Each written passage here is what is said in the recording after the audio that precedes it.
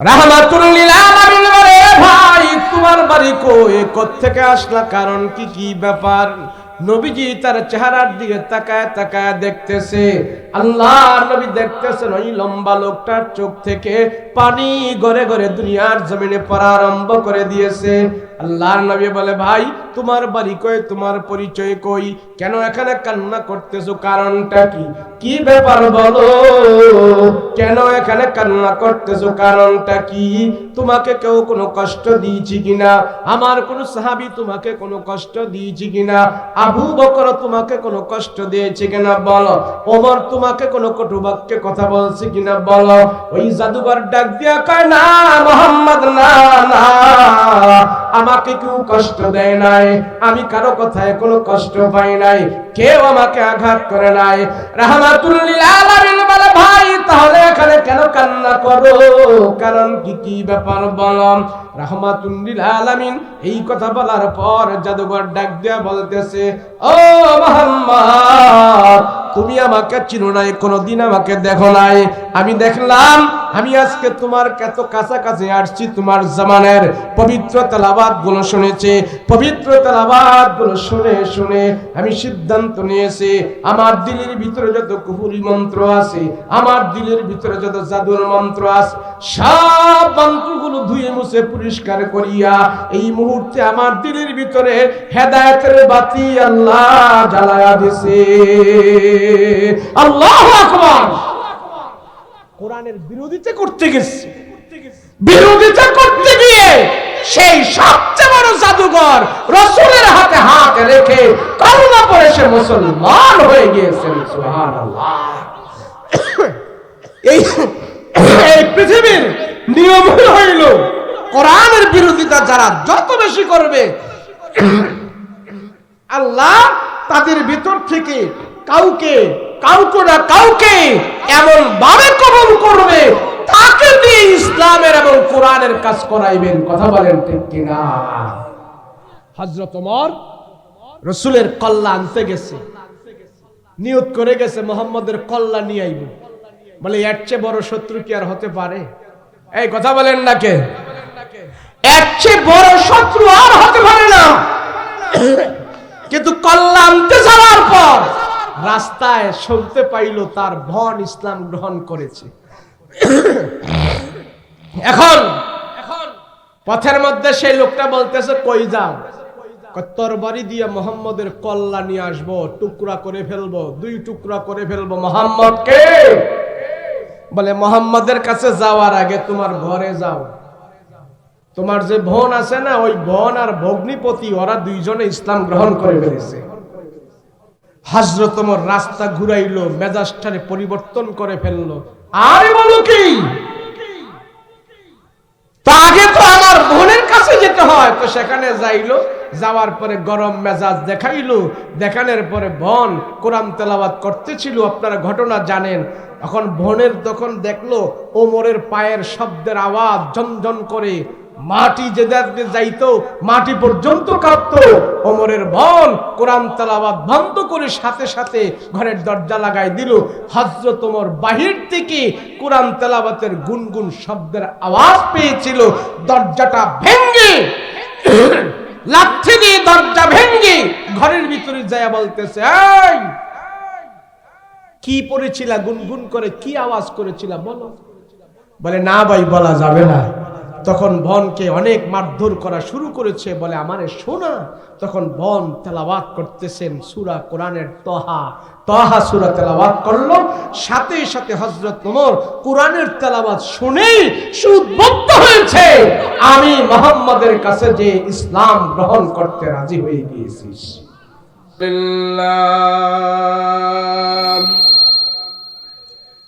الحمد لله الذي خلق الإنسان وعلمه البيان وأعطانا الإيمان وخلقنا المسلمين والمسلمات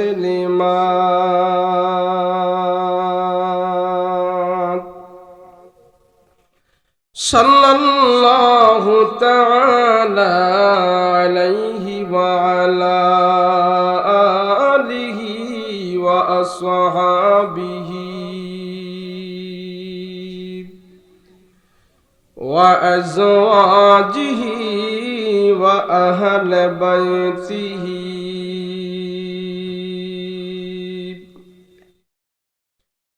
علماء أمته وفقهاء ملته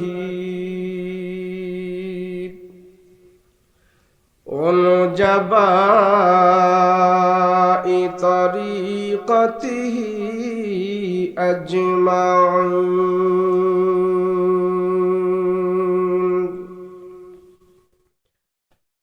الذي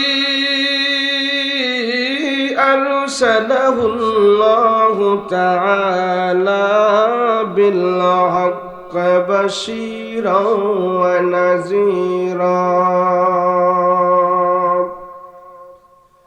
وداعيا إلى الله بإذنه وسراجا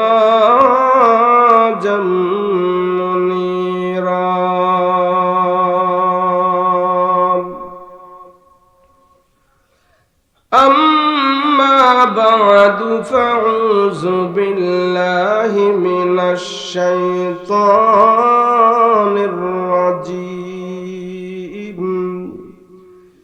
بسم الله الرحمن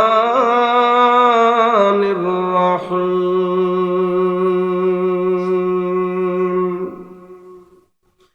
يا أيها الذين آمنوا ادخلوا في السلم كافة ولا تتبعوا خطوات الشيطان إنه لكم عدو مبين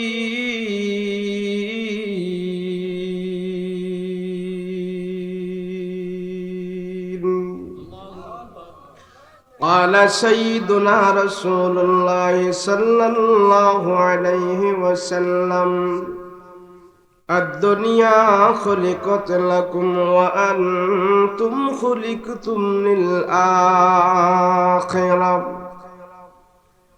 أو كما قال النبي عليه الصلاة والسلام.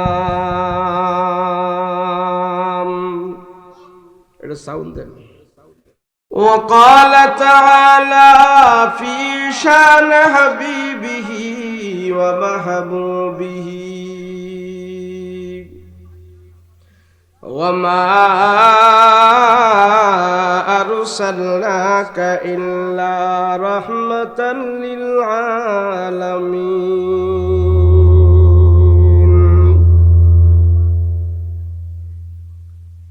صلى الله على سيدنا ومولانا محمد وعلى آله وأصحابه أجمعين. بلغ العلا بكماله كشف الدجى بجماله حسنت جميع خصاله. صلوا عليه وآله.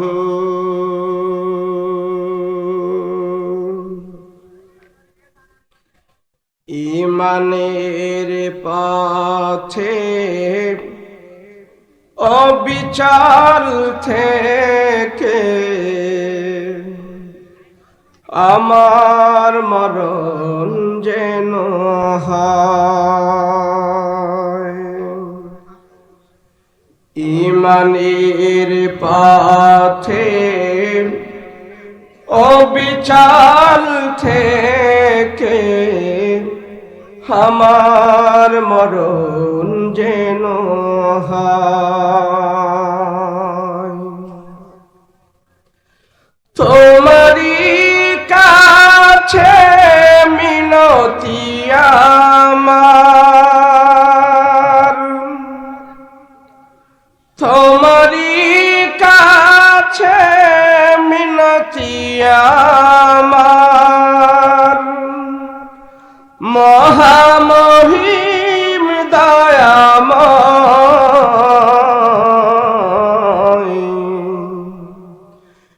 ইমানের পথে অবিচল থেকে আমার মরণ যেন হয়। আলহামদুলিল্লাহ, আল্লাহ পাকের অশেষ মেহেরবানি, দয়া, ফজল ও করম বর্ণী গ্রামবাসীর উদ্যোগী ঐতিহাসিক তাফসীরুল কোরআন মাহফিল, মাহদি মাহফিলের সদ্যভাজন সভাপতি মাজাজ মুকাররম উলামায়ে কেরাম, তুলাবায়ে ইলজাম, সম্মুখান উপবিষ্ট দিনদার মুত্তাকি পরহেজগার ভাইয়েরা, পর্দার অন্তরালে অবস্থানরত আমার শ্রদ্ধেয় মা বোনেরা, আল্লাহ পাকের দরবারে কালেমাত ও শুকর আদায় করে নিচ্ছি। দিল থেকে জবান খুলে আওয়াজ করে বলি আলহামদুলিল্লাহ। আল্লাহ যারে ভালোবাসে, পছন্দ করে, মহব্বত করে, যার উপরে আল্লাহ পাকের রহমতের দৃষ্টি আল্লাহ বারবার দান করে, আল্লাহর সেই প্রিয় বান্দাদের কি আল্লাহ পাক নেক কাজের মধ্যে শামিল করে রাখে। আপনারা এখন কোন কাজে আছেন? বদ কাজে না নেক কাজে? আপনারা যে এখানে বসে আছেন, নেক কাজে আছেন না বদ কাজে আছেন? সন্দেহ লাগে নাকি? আপনি কি মেন অপারেটর? একবারে সাউন্ড ঠিক করেন। এই যে এটাতে সাউন্ড যায় না, ওই যে এই মাইকটা লাগাইছেন, ওইটা একটু সাউন্ড বাড়াই দেন।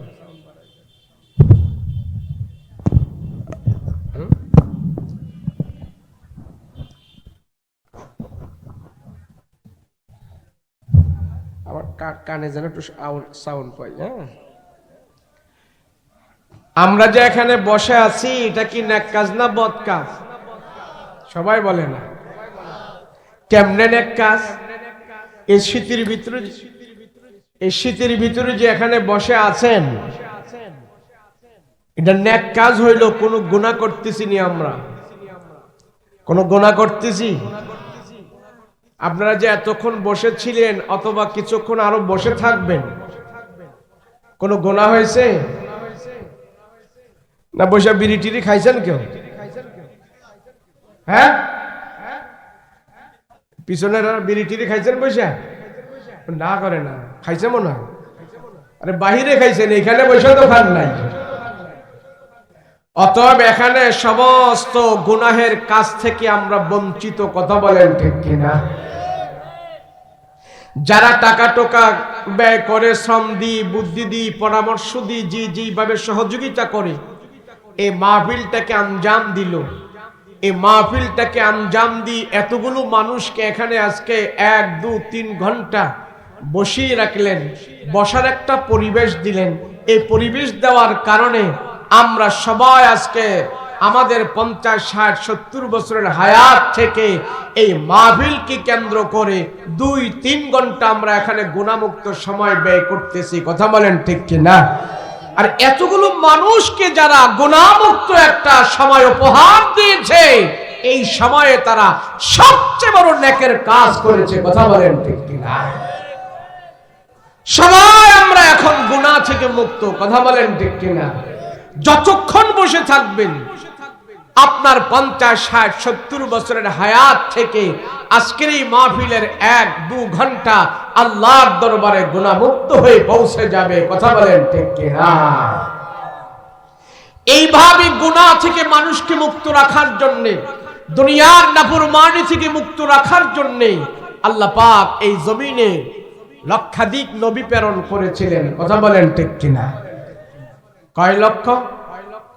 1,24,000 পয়গম্বর। 1,24,000 পয়গম্বর আল্লাহ পাক এই পৃথিবীতে প্রেরণ করেছেন। নবীদেরকে প্রেরণ করার উদ্দেশ্যই হইল মানুষ যেন জাহান্নাম থেকে বাঁচে, মানুষ যেন আল্লাহর নাফরমানি না করে, মানুষ যেন মানুষের অধিকার রক্ষা করে, মানুষ যেন মানুষের প্রতি রহম করে, মানুষ যেন গরিবের প্রতি জালেম না হয়, মানুষ যেন মানুষত্ব বুঝে, মানুষ যেন ঈমান আর আমল নিয়ে কবরে যেতে পারে। সেই জন্য লক্ষ নবী আল্লাহ দুনিয়াতে প্রেরণ করেছেন। কথা বলেন ঠিক কিনা? আজকে নবী নাই, সে নবী না থাকার ফলে নবীদের কাজগুলো নবীদের ওয়ারিসরা এই জমিনে করতেছে। কথা বলেন ঠিক কিনা? আমরা এসে আপনাদেরকে বয়ান করতেছি। আজকে যদি নবী থাকতো তাহলে নবী এসে আপনাদেরকে বুঝাইতেন, যদি ওমর থাকতো ওমর এসে আপনাদেরকে বুঝাইতেন, সাহাবায়ে কেরাম থাকলে তারা এসে আপনাদেরকে বুঝাইতেন। যারা মানতো তারা ঈমান নিয়ে কবরে যেত, আর যারা মানতো না তারা জাহান্নামী হয়ে কবরে যেত। কথা বলেন ঠিক কিনা? আমরা ঈমান আর আমল নিয়ে কবরে যেতে চাই। কি বলেন? ঈমান আর আমল। এই যে একটু এদিক ফিরলে আওয়াজ যায় না, এটা কথা হইলো আমি কি এদিকে হেগোদিক সামো না? আমি কি এদিকে সামো না? এটা সুন্দর দেন, আওয়াজ দেন। কি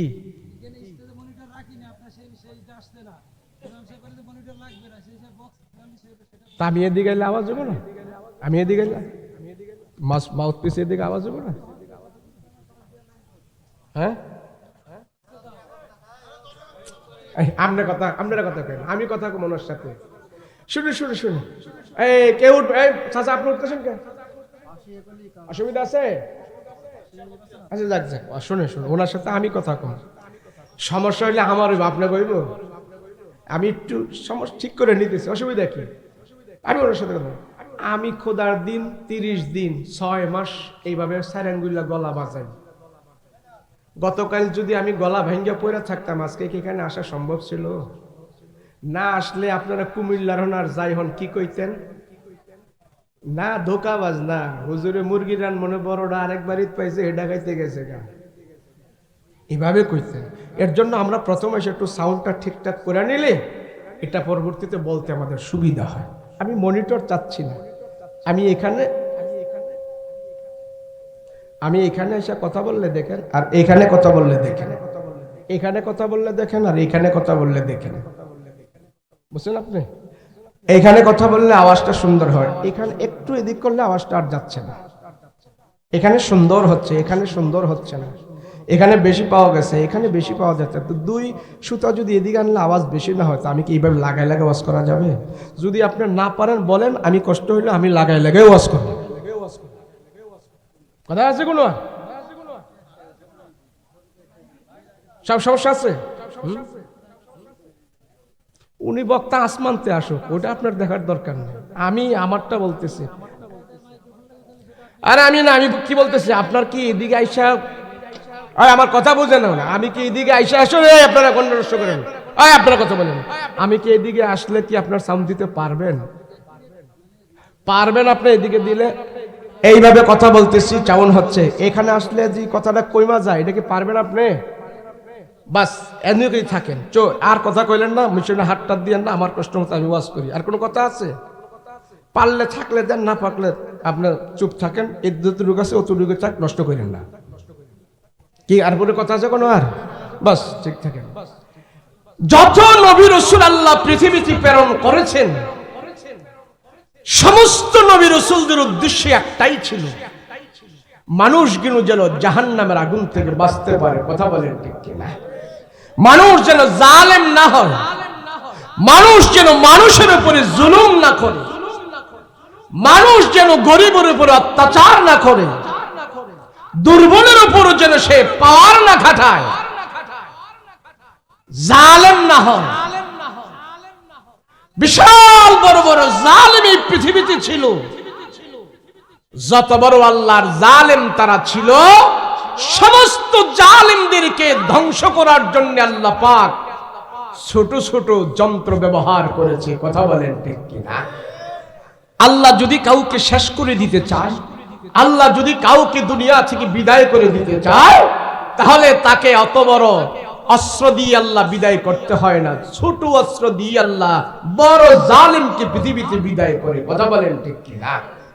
যেমন নমরুদ, ফেরাউন, হামান, সাদ্দাত, তারা যা ছিল, নমরুদ বিশাল বড় আল্লাহর শত্রু ছিলেন। এই নমরুদকে পৃথিবীর মুখ থেকে বিদায় করে দেওয়ার জন্য আল্লাহ বড় যন্ত্র ব্যবহার করে নাই, ছোট যন্ত্র ব্যবহার করেছে। কথা বলেন ঠিক কিনা? সেই ছোট যন্ত্রটার নাম কি বলেন না? কি? শুধু মশা নয়, মশার ভিতর থেকে আল্লাহ ল্যাংড়াটারে খুঁজে বের করছে। কোনটারে? ল্যাংড়াটাকে খুঁজে বের করছে। আল্লাহ যদি চায় পৃথিবীর জমিন থেকে সবচেয়ে বড় শত্রুকে ধ্বংস করার জন্য ছোট অস্ত্রই যথেষ্ট। কথা বলেন ঠিক কিনা? কোন জালেমকে দেখে কোনদিন কোন মুমিন ভয় পায় না। একটা মনে রাখবেন, যত বড় জালেম হোক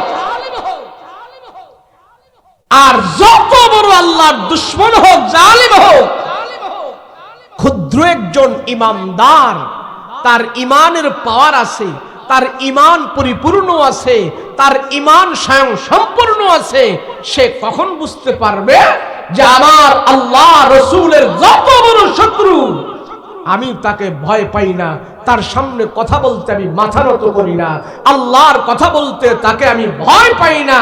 বুঝতে হবে আমার ইমান পরিপূর্ণ আছে। কথা বলেন ঠিক কিনা? এটাই হইল ইমানদারের পরিচয়। পৃথিবীতে আমি আপনি থাকবো না, এখন আছি আবার থাকবো না, একদিন আমরা ছিলাম না, কিন্তু দুনিয়াতে আল্লাহর কিছু প্রিয় বান্দা, আল্লাহর কিছু প্রিয় মানুষ, তারা দুনিয়াতে থাকবেই, তারা দুনিয়াতে থাকবেই। তেমনি ভাবে আল্লাহর নাফরমানও থাকবে, জালিমও থাকবে, জাহান্নামীও থাকবে, জান্নাতীও থাকবে। লড়াই মোকাবেলা জান্নাত জাহান্নাম কোনোদিন একসাথে হবে না, বাতিল মুনাফিক একসাথে হবে না, ইমানদার বেঈমান কোনোদিন এক হতে পারে না। এটা ভিন্ন, পার্থক্যটা থাকবে। রাত আর যেমন পার্থক্য আছে, দিন আর রাতের যেমন পার্থক্য আছে, আসমান আর জমিনের যেমন পার্থক্য আছে, ইমানদার আর বেঈমানেরও পার্থক্য থাকবে কিয়ামতের আগ পর্যন্ত। কথা বলেন ঠিক কিনা? লক্ষাধিক নবী দুনিয়াতে আল্লাহ প্রেরণ করেছেন, সর্বশেষ যে রাসূলকে আল্লাহ প্রেরণ করেছেন তিনি হলেন দুজাহানের সরদার, সরদারে দু আলম মুহাম্মদুর রাসূলুল্লাহ সাল্লাল্লাহু আলাইহি ওয়াসাল্লাম। যত নবীদেরকে যত কষ্ট দিয়েছে, রাসূল বলেন আমাকে তায়েফের ময়দানে একদিন যেই কষ্ট দিয়েছে, আমার তায়েফের ময়দানের চোখের পানির কান্না যদি এক জায়গায় রাখা হয়, অন্য অন্য নবীদের কষ্ট যদি এক জায়গায় রাখা হয়, তায়েফের ময়দানের কষ্ট এবং আমার কান্না আল্লাহর দরবারে সবচেয়ে বেশি গ্রহণযোগ্য হয়ে গিয়েছে। আর গ্রহণযোগ্য হওয়ার কারণেই আল্লাহ পাক 63 বছরের জিন্দেগির ভিতরে আমার রাসূলুল্লাহর 23 বছরের জিন্দেগির কারণে, শেষ নবী হওয়ার কারণে, সবচেয়ে বড় মর্যাদার নবী হওয়ার কারণে আল্লাহ তামাম দুনিয়াতে মানুষদেরকে দেখায় দিয়েছে, দেখো আমি রাসূল প্রেরণ করেছি তোমাদের মাঝে। আমার রাসূলুল্লাহকে তোমরা কতবার দুনিয়া থেকে শেষ করে দেওয়ার জন্য চেষ্টা করেছো। এমনকি আবু জাহেল সে নিজে 3 থেকে 4 বার আমার রাসূলকে দুনিয়া থেকে বিদায় করে দেওয়ার জন্য ষড়যন্ত্র করেছে। সব ষড়যন্ত্রের মোকাবেলায় আবু জাহেল ফেল হয়েছে। আমার রাসূলুল্লাহকে আল্লাহ পাক সম্মান আর মর্যাদা ইজ্জত আল্লাহ দান করেছেন। সুবহানাল্লাহ। নবীজি দুনিয়াতে আসার আগে যেই নবী দুনিয়াতে ছিলেন তার নাম হলেন ঈসা আলাইহিস সালাতু ওয়াস সালাম। নাম কি? জোরে বলেন না, নাম কি? ঈসা নবী। সেই ঈসা নবী আর আমাদের নবী রাসূল দুনিয়াতে আসার আগে আর ঈসা নবী দুনিয়া থেকে যাওয়ার পরে মাঝখানে 600 বছরের একটা গ্যাপ ছিল। কয়শো বছর? জোরে বলেন কয়শো বছর? এই 600 বছরের ভিতরে পৃথিবীতে কোনো নবী রাসূল আসে নাই, ওয়াজ মাহফিল ছিল না, মাদ্রাসা ছিল না, খতিব ছিল না, বক্তা ছিল না, আলেম ছিল না, আসমানি কিতাব মানুষদেরকে বুঝানোর মতো কোনো লোক ছিল না।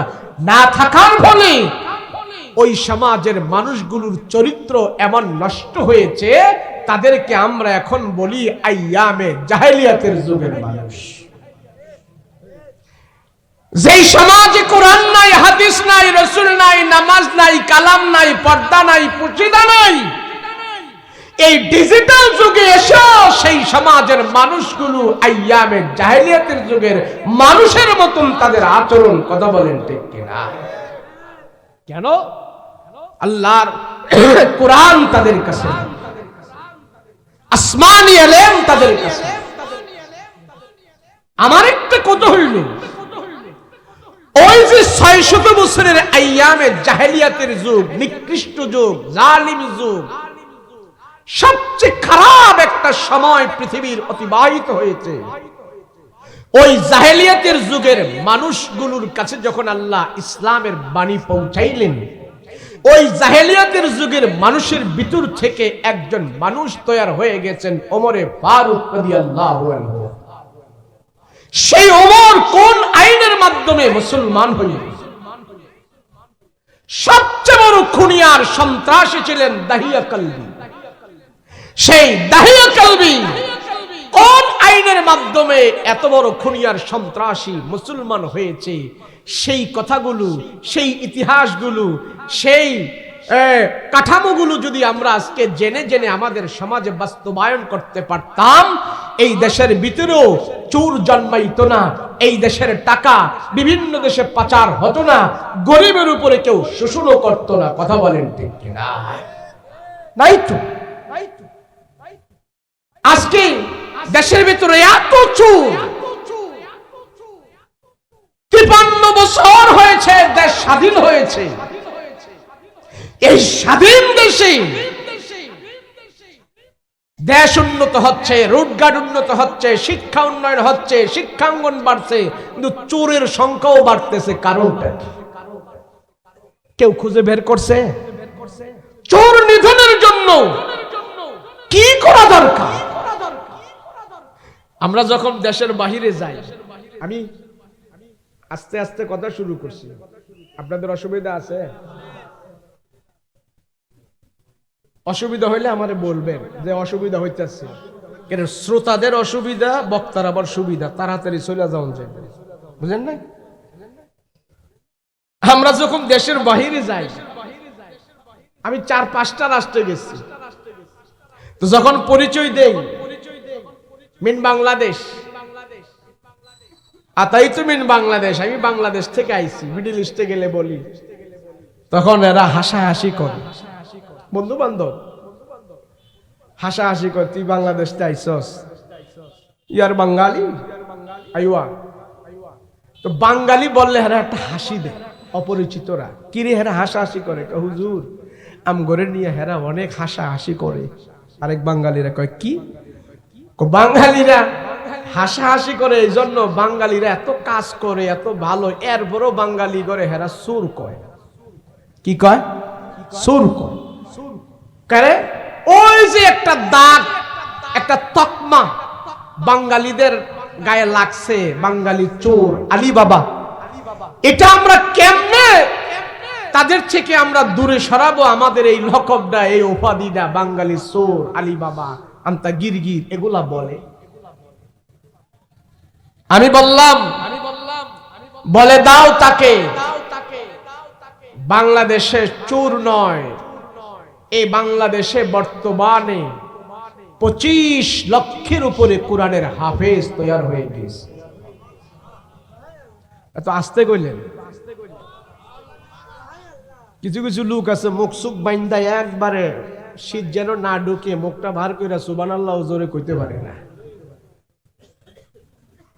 25 লক্ষ কোরআনের হাফেজ বাংলাদেশে। আপনি কি মনে করেছেন সৌদি আরব যেই দেশে কোরআন নাজিল হয়েছে সেই দেশেও 25 লক্ষ কোরআনের হাফেজ নাই? বাংলাদেশের ভিতরে ছোট্ট একটি শিশু রাষ্ট্র, এই রাষ্ট্রের ভিতরে আল্লাহ 25 লক্ষ কোরআনের হাফেজ তৈরি করে দিয়েছেন। এটা চারটিখানি কথা না, এই দেশের ভিতরে আল্লাহর বিশেষ রহমত ও বরকত আল্লাহ দান করেছে। কথা বলেন ঠিক কিনা? তখন তাদেরকে বুঝাইলে তারা বুঝে, কয়েস কয়েস বাংলাদেশ, কয়েস মিয়া মিয়া বাংলাদেশ এখন ভালো, অনেক ভালো। 25 লক্ষ কোরআনের হাফেজ তৈরি হয়েছে। এই 25 লক্ষ কোরআনের হাফেজ দিয়েও আপনি বাংলাদেশ ভালো করতে পারবেন না। কারণ যত আলেম ওলামা আছে, যত ধর্মভিত্তিক লোক আছে, যারা বেশি আল্লাহ ভীরু, এরা এদেশের মূল পয়েন্টে, মূল জায়গায় তারা বসতে পারে না। কথা বলেন ঠিক কিনা? এরা যদি বসে, বড় বড় চোরদের চুরি করা বন্ধ হয়ে যাবে। সেজন্য রাসূল পাক সাল্লাল্লাহু আলাইহি ওয়াসাল্লাম যেই সময়, যেই যুগে আরব দেশে আসছে, ওই সময়ের মানুষেরও আমার চাদরটা নিয়ে, ওই সময় মানুষ চোর, গরিবের উপরে শোষণ করা, জুলুম করা, এগুলি তাদের অভ্যাসে পরিণত হয়েছিল। ওই সমাজের মানুষগুলোকে আমার রাসূল কিভাবে তাদের কাছে কালেমার দাওয়াত পৌঁছে ইসলামের বাণী দিয়ে তাদেরকে কিভাবে সোনার মানুষে পরিণত করলেন, সেই আইনগুলো যদি আজকে বাংলাদেশে বাস্তবায়ন করা হয়, 1 সপ্তাহ লাগবে বাংলাদেশ ভালো হইতে। কথা বলেন ঠিক কিনা? কিন্তু করবে না তো, দিবে কে? করবে কে? যে করবে সেই চিন্তা করে আমার হাত নিয়ে আবার কোন সময় কাটা যায়। কথা বলেন ঠিক কিনা? নবীজি মক্কা মদিনায় সোনার সমাজ প্রতিষ্ঠা করার জন্য, একটু সাউন্ড দেন, এই সাউন্ড দেন, আরো এত কাছে গিয়ে কথা বলা যাবে না, সাউন্ড দেন। কাছে গিয়ে কথা বললে কবরে। রাসূল পাক সাল্লাল্লাহু আলাইহি ওয়াসাল্লাম সোনার সমাজ প্রতিষ্ঠা করার জন্য 2টা পদ্ধতি অবলম্বন করেছিলেন। কয়টা জোরে বলেন? 2টা। 1 নম্বর হলো রাসূল সরাসরি আল্লাহর কালাম তেলাওয়াত করতেন। 2 নম্বরে কালেমার দাওয়াত রাসূল সরাসরি যে কাফের মুশরিকের কাছে দিতেন। যেই সমাজে এই 2টা পদ্ধতি থাকবে, কোরআনের তেলাওয়াত, কোরআনের ব্যাখ্যা, কোরআনের শাসন, কোরআন মানুষকে শ্রবণ করা, শোনানো, আর কালেমার হাকিকত বুঝানো, এই 2 ব্যাখ্যা যদি রাষ্ট্রীয়ভাবে হয়, রাষ্ট্র ভালো হয়ে যাবে। সামাজিকভাবে হলে সমাজ ভালো হয়ে যাবে। দেশভিত্তিক হলে দেশ ভালো হয়ে যাবে। জেলাভিত্তিক হলে জেলা ভালো হয়ে যাবে। এর ছাড়া বিকল্প কোনো ব্যবস্থা নাই। কথা বলেন ঠিক কিনা?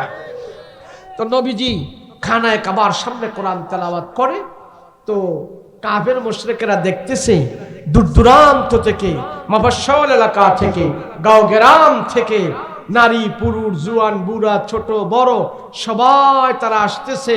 মোহাম্মদ শেষ নবী, শ্রেষ্ঠ নবী, দুজাহানের নবী, তারপরে আর কোনো নবী নাই।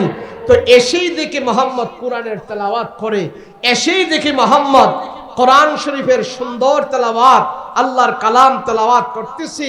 তো সেই সুবাদে কাফের মুশরিকেরা এসে রাসূলুল্লাহর কোরআন তেলাওয়াত শুনে, কেউ কেউ যখন নাকি কোরআনের হাকিকত মারফত বুঝতে পারলো যে এটা তো কোনো মুহাম্মাদের জবান দিয়ে হচ্ছে তেলাওয়াত, কিন্তু এটা মুহাম্মাদের বানানো নয়, পৃথিবীর বুকে এমন সাহিত্যিক পূর্ণ উচ্চাঙ্গের কথা আমরা শুনি নাই, এত সুন্দর কালাম আমরা শুনি নাই। তো কাফের মুশরিকদের ভিতর থেকে কেউ কেউ রাসূলের কোরআন তেলাওয়াত শুনেই তারা মুসলমান হয়ে গিয়েছে। আবু জাহেলের কানে খবর গেল, আবু জাহেল এইভাবে বসে থাকলে চলবে না। বলে কি হয়েছে? তোমার ভাতিজা মোহাম্মদ মানুষদেরকে যে কোরআনের তেলাওয়াত শোনাইতেছে, মানুষ তো কোরআন তেলাওয়াত শুনে শুনেই কালমা পড়ে মুসলমান হয়ে যাইতেছে। তো আবু জাহেল চিন্তা করলো, আমার মতো একটা শক্ত দিলের মানুষ, আমি মুহাম্মদের কোরআন তেলাওয়াত যখন মনোযোগ দিয়ে শুনি, আমি তো ঠিক থাকতে পারি না। আর সাধারণ জনগণ যারা আছে তারা যদি শুনে, তাহলে তারা তো আরো আগে কালমা পড়ে মুসলমান হয়ে যাবে। আবু জাহেল এই বিষয়টা খুব গভীরভাবে চিন্তা করল। তাৎক্ষণিকভাবেই মক্কায় এক জায়গা ছিলেন দারুন নদওয়া। এই দারুন নদওয়ায় কাফেররা মিটিং করত। তো সব কাফেরদেরকে সে ডাকছে, উকবা, শাইবা, লাহাব, উলিদ ইবনে মুগিরা, উতাইবা, এদের সবাইকে ডাকছে। ডেকে বলে, মুহাম্মদ সম্পর্কে তোমাদের কি ধারণা বলো? মুহাম্মদ কিভাবে সামনে বাড়তেছে কি বলো? তো এক একজন এক এক পরামর্শ দিচ্ছে, আমরা এই করব, আমরা সেই করব। আবু জাহেল বলে, শোনো, তোমরা যদি আমাকে নেতা মানো, আমি তোমাদেরকে একটা বুদ্ধি দিচ্ছি, এই বুদ্ধি যদি তোমরা অবলম্বন করতে পারো তাহলে তোমরা বিজয় লাভ করবে। বলে কি? বলে আমরা মুহাম্মদের বিরুদ্ধে একটা মিথ্যা তুহমত মক্কার বহিরাগত এবং মক্কার ভিতরে যত মানুষ আছে সবার সামনে আমরা প্রচার করব। বলে কি? বলে আমরা সবাই নেতারা মিলে যদি বলে দেই মুহাম্মদ একটা পাগল, এই পাগল কথাটা যদি সমাজের সব মানুষের কাছে আমরা খাওয়াই দিতে পারি, তাহলে পাগলের জবান থেকে যত কোরআনের দামি তেলাওয়াত সে করুক না কেন,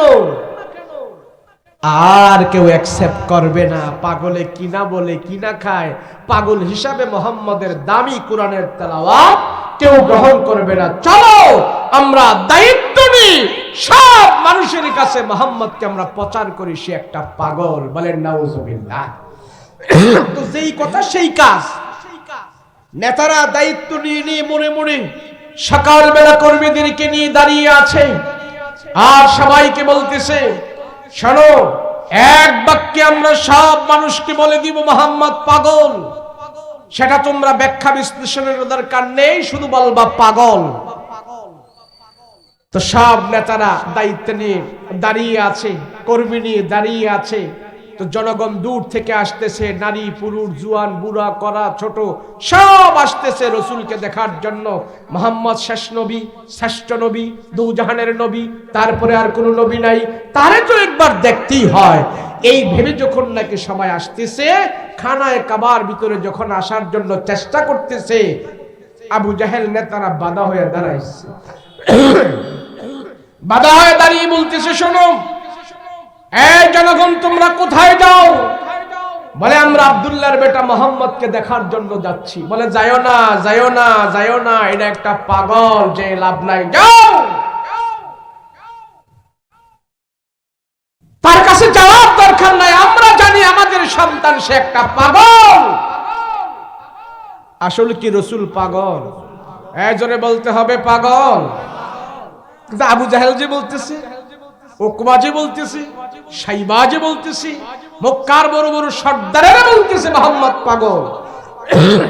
এই মিথ্যা তহমতরা যদি সমাজে খাওয়াই দিতে পারে, মুহাম্মাদের কথা আর কেউ অ্যাকসেপ্ট করবে না। কথা বলেন ঠিক কিনা? এই সমাজের ভিতরেও অনেক নেতা আছে, অনেক দল আছে, তারা বলে হুজুররা মৌলবাদ, জঙ্গিবাদ, রাজাকার, আল বদর, আল শাম, কত কিছু বলে বলে মানুষদেরকে ধোঁকা দিতে চেয়েছিল। সত্যিকারে মৌলবাদ আর এই জঙ্গিবাদ বাংলাদেশের মানুষ এখন চিনে ফেলছে। কথা বলেন ঠিক কিনা? এখন জনগণ তার সব বোকা না। জনগণ বলতে চায়, আমাদেরকে আপনারা বাধা দিয়েন না। পাগল হয়েছে কি হয়েছে, মুহাম্মদ যদি পাগল হয়েও থাকে কোনো অসুবিধা নাই, আমরা এক নজর মুহাম্মদকে দেখতে চাই, একটু সুযোগ দেন, পাগলটারই আমরা দেখব। এখন আবু জাহেলরা চিন্তা করতেছে, পাগলটারই যদি দেখতে চায় তো দেখতে চাই, এত অবস্থা খারাপ হবে। জনগণকে বাধা দিছো, জনগণ বাধা মানে নাই, তাদের বাধা ওভারটেক করে আস্তে আস্তে করে যখন খানায় কাবায় ঢুকে ফেললো, ঢুকে সেরে সব জনগণ এবার খুঁজতেছে মুহাম্মদ কোথায় কোথায় কোথায়। খুঁজতে খুঁজতে তারা যায় দেখে আল্লাহর রসুল খানায় কাবার সামনে আল্লাহর কালাম খুলে খুলে তেলাওয়াত করতেছেন। সুবহানাল্লাহ। আমার নবী রাহমাতুল লিল আলামিন পায়গম্বর খানায় কাবার কাবার সামনে বসে বসে আল্লাহর কালাম তেলাওয়াত করতেছেন, নবীজির জমানের তেলাওয়াত। এক হলো পবিত্র কুরআন, আর এক হলো আমার নবীজির জমানের তেলাওয়াত। এত সুন্দর, এত মধুর পয়গম্বরের জবানের তেলাওয়াত গুলো চলতেছে, আর জনগণ নীরবে দাঁড়িয়ে আছে। আল্লাহর নবী খানা কাবার সামনে বসা, জনগণ খুঁজতে খুঁজতে যখন নাকি মুহাম্মদকে পাইলেন, মুহাম্মদ খানা কাবার সামনে বসে আছে আল্লাহর কালাম হাতে নিয়ে। সব জনগণ আমার রাসূলুল্লাহর চেহারার দিকে তাকাইয়া তারা দেখতেছেন নবীজির চেহারা মুবারকের আলো। এত সুন্দর চেহারা, যেই চেহারার আলো খানা কাবার দেয়ালের মধ্যে যা লেগেছে, নবীজির চেহারা মুবারকের আলো দি খানা কাবার দেয়ালটা পুরো আলোকিত হয়ে আছে। সব মানুষ আশ্চর্য হয়ে যায়। রাহমাতুল লিল আলামিনের চেহারা মুবারকের আলো।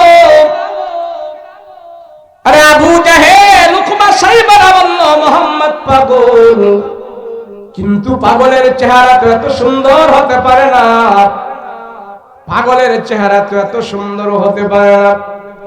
যে পাগল হবে তার চেহারাটা থাকবে ফ্যাকাশে চেহারা, চুলগুলো আলো জালো, জামা কাপড় ভরা সেটা, কিন্তু মুহাম্মাদের চেহারা দেখে তো বোঝা যায় এটা পাগল হতে পারে না। সব জনগণ বুঝে ফেলল না মুহাম্মদ পাগল হতে পারে না। এত সুন্দর মানুষের চেহারা কোনদিন পাগলের চেহারা হতে পারে না। সবাই বুঝে ফেলল না, না মুহাম্মদ পাগল না।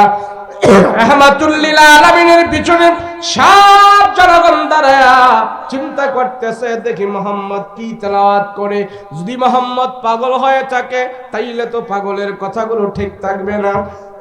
পাগলের জবান দিয়া একবার, পাগলের জবান দিয়া তো কোনো দাবি কথা বের হতে পারে না। আর পাগল যে কোরআন তেলাওয়াত করে, কোরআন তেলাওয়াত করে না যদি পাগল হয়ে থাকে, একবার এখান থেকে বলবে এক কথা, ওখান থেকে বলবে আর এক কথা। কেননা পাগলে একবার হিন্দি বলে, আর একবার বাংলা বলে, আর একবার আরবি বলে, আর একবার ইংরেজি বলে।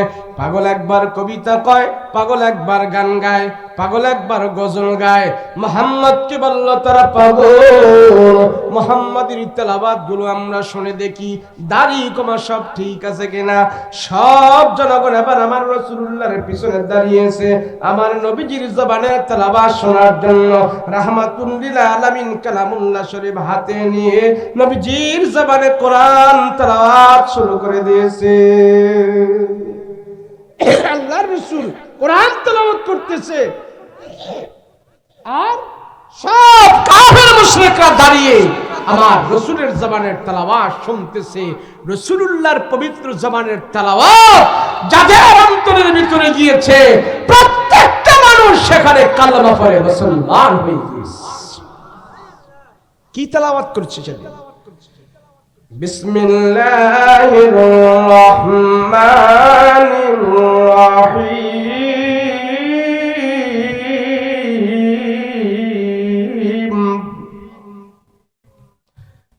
আর-রহমানু আল্লামাল কুরআন